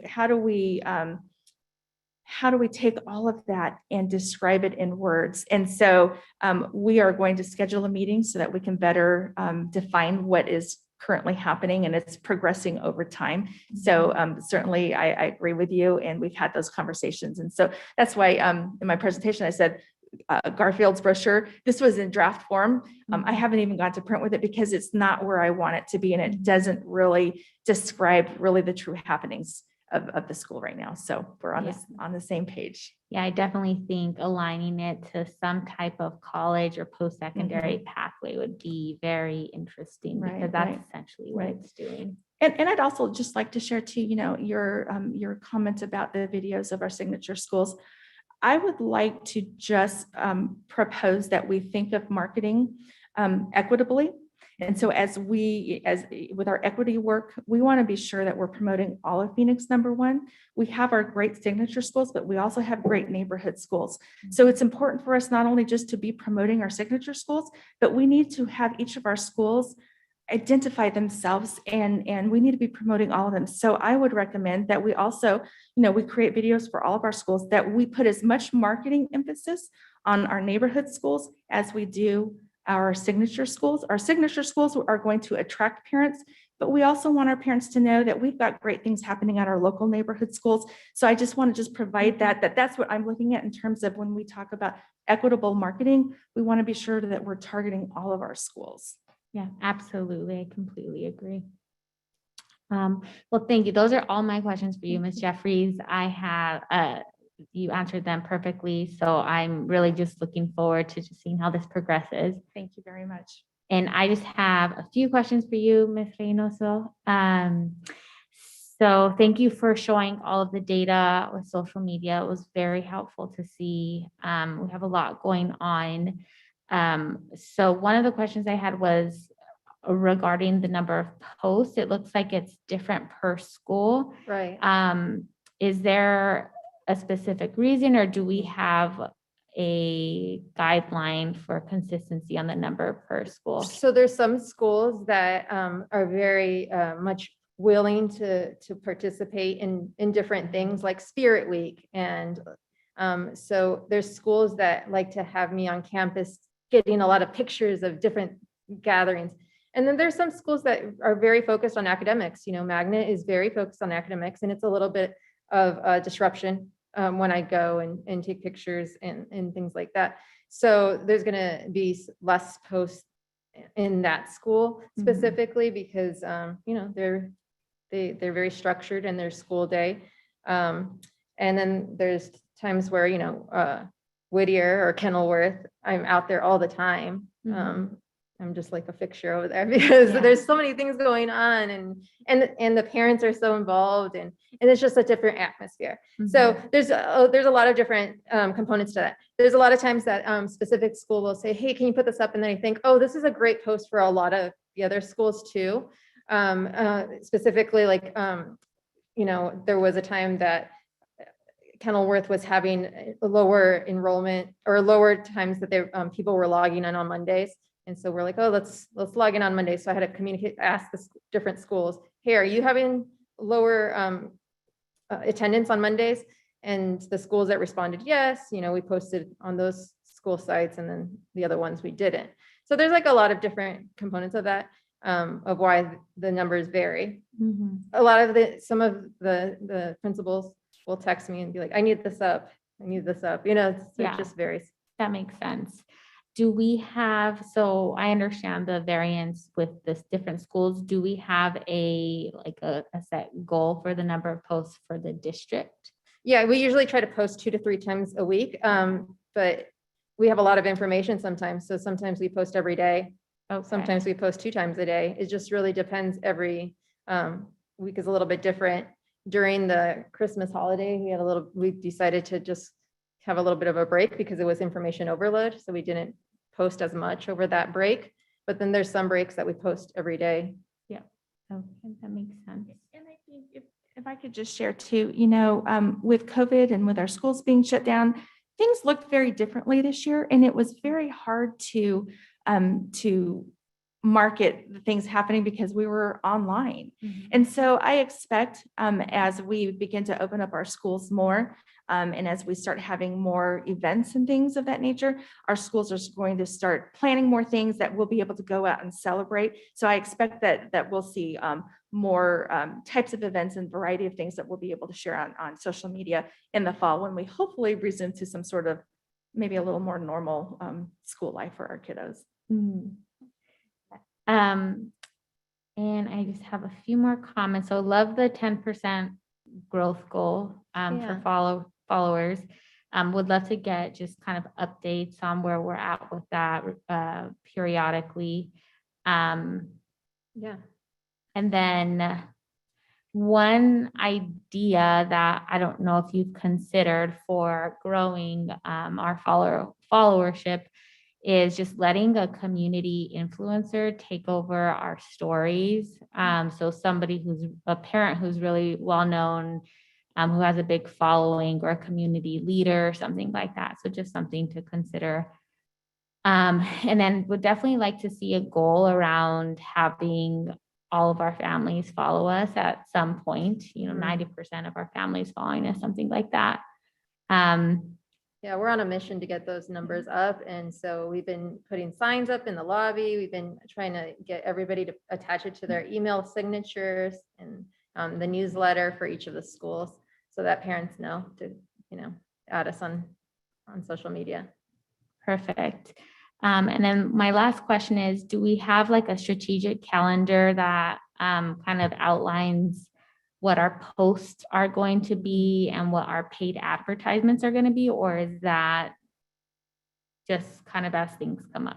Yeah, we have a calendar that we work on and Linda and I meet every Monday to go over what's getting posted that week and does it look good and is the messaging there clear. And then we go through for the future, like, hey, we're going to want to hit on these topics and we don't want to like forget about anything. And so, yeah, we look at that calendar quite often. I look at it every single day, several times a day, and constantly updating content and captions. And there's an opportunity for Linda to approve all the captions and graphics and everything before it gets posted. Okay, perfect. Well, thank you so much. That was all for me. I appreciate your guys' time. Thank you for your time. Thank you. Thank you. Are there any additional points of discussion? One kind of big question, I'm sorry I didn't think of it earlier, but what are the particularities around why we only do these schools for social media? In terms of social media for the 6 schools? Yes. So when we first launched the social media platforms, it was designed to promote the signature schools. And so we launched it with those 6 schools in mind. And then COVID hit. And then I was hired. And so that was certainly one of the questions that I asked when I was hired is, why are we only having social media for 6 schools? When we talk about equitable communication, we want to be sure that we have that opportunity. So that's one of the reasons that I've been working with the policy committee so that we can take a look at our social media policies before we go and implement the additional schools. We want to be sure that we have a policy in place that allows us to expand and do it safely. So we certainly do have that in mind, that we would like to expand to all of our schools. And we're hoping that we can do that here in the near future. And then we'll certainly be working with principals in terms of the content for that, and to be able to help us spread the words about what's happening at our schools. Wonderful. Okay, I just was wondering if it was a funding issue or what that meant, but okay, great. Thank you very much. You're welcome. Well, thank you guys so much for your presentation today. If there's no other questions, then we will move on to item I4.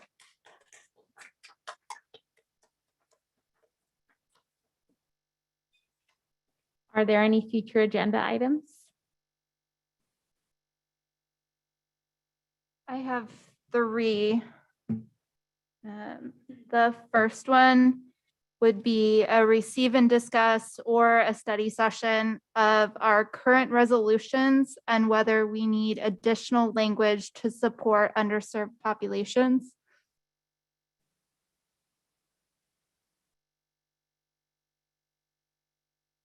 And then the second one is a receive and discuss, including a student representative on the governing board for the 2021-2022 school year.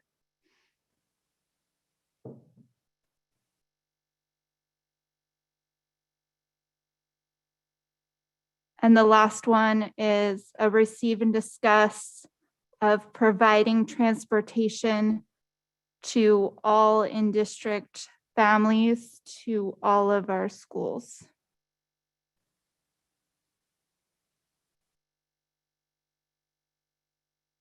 Thank you, Dr. Vink. Are there any additional agenda items?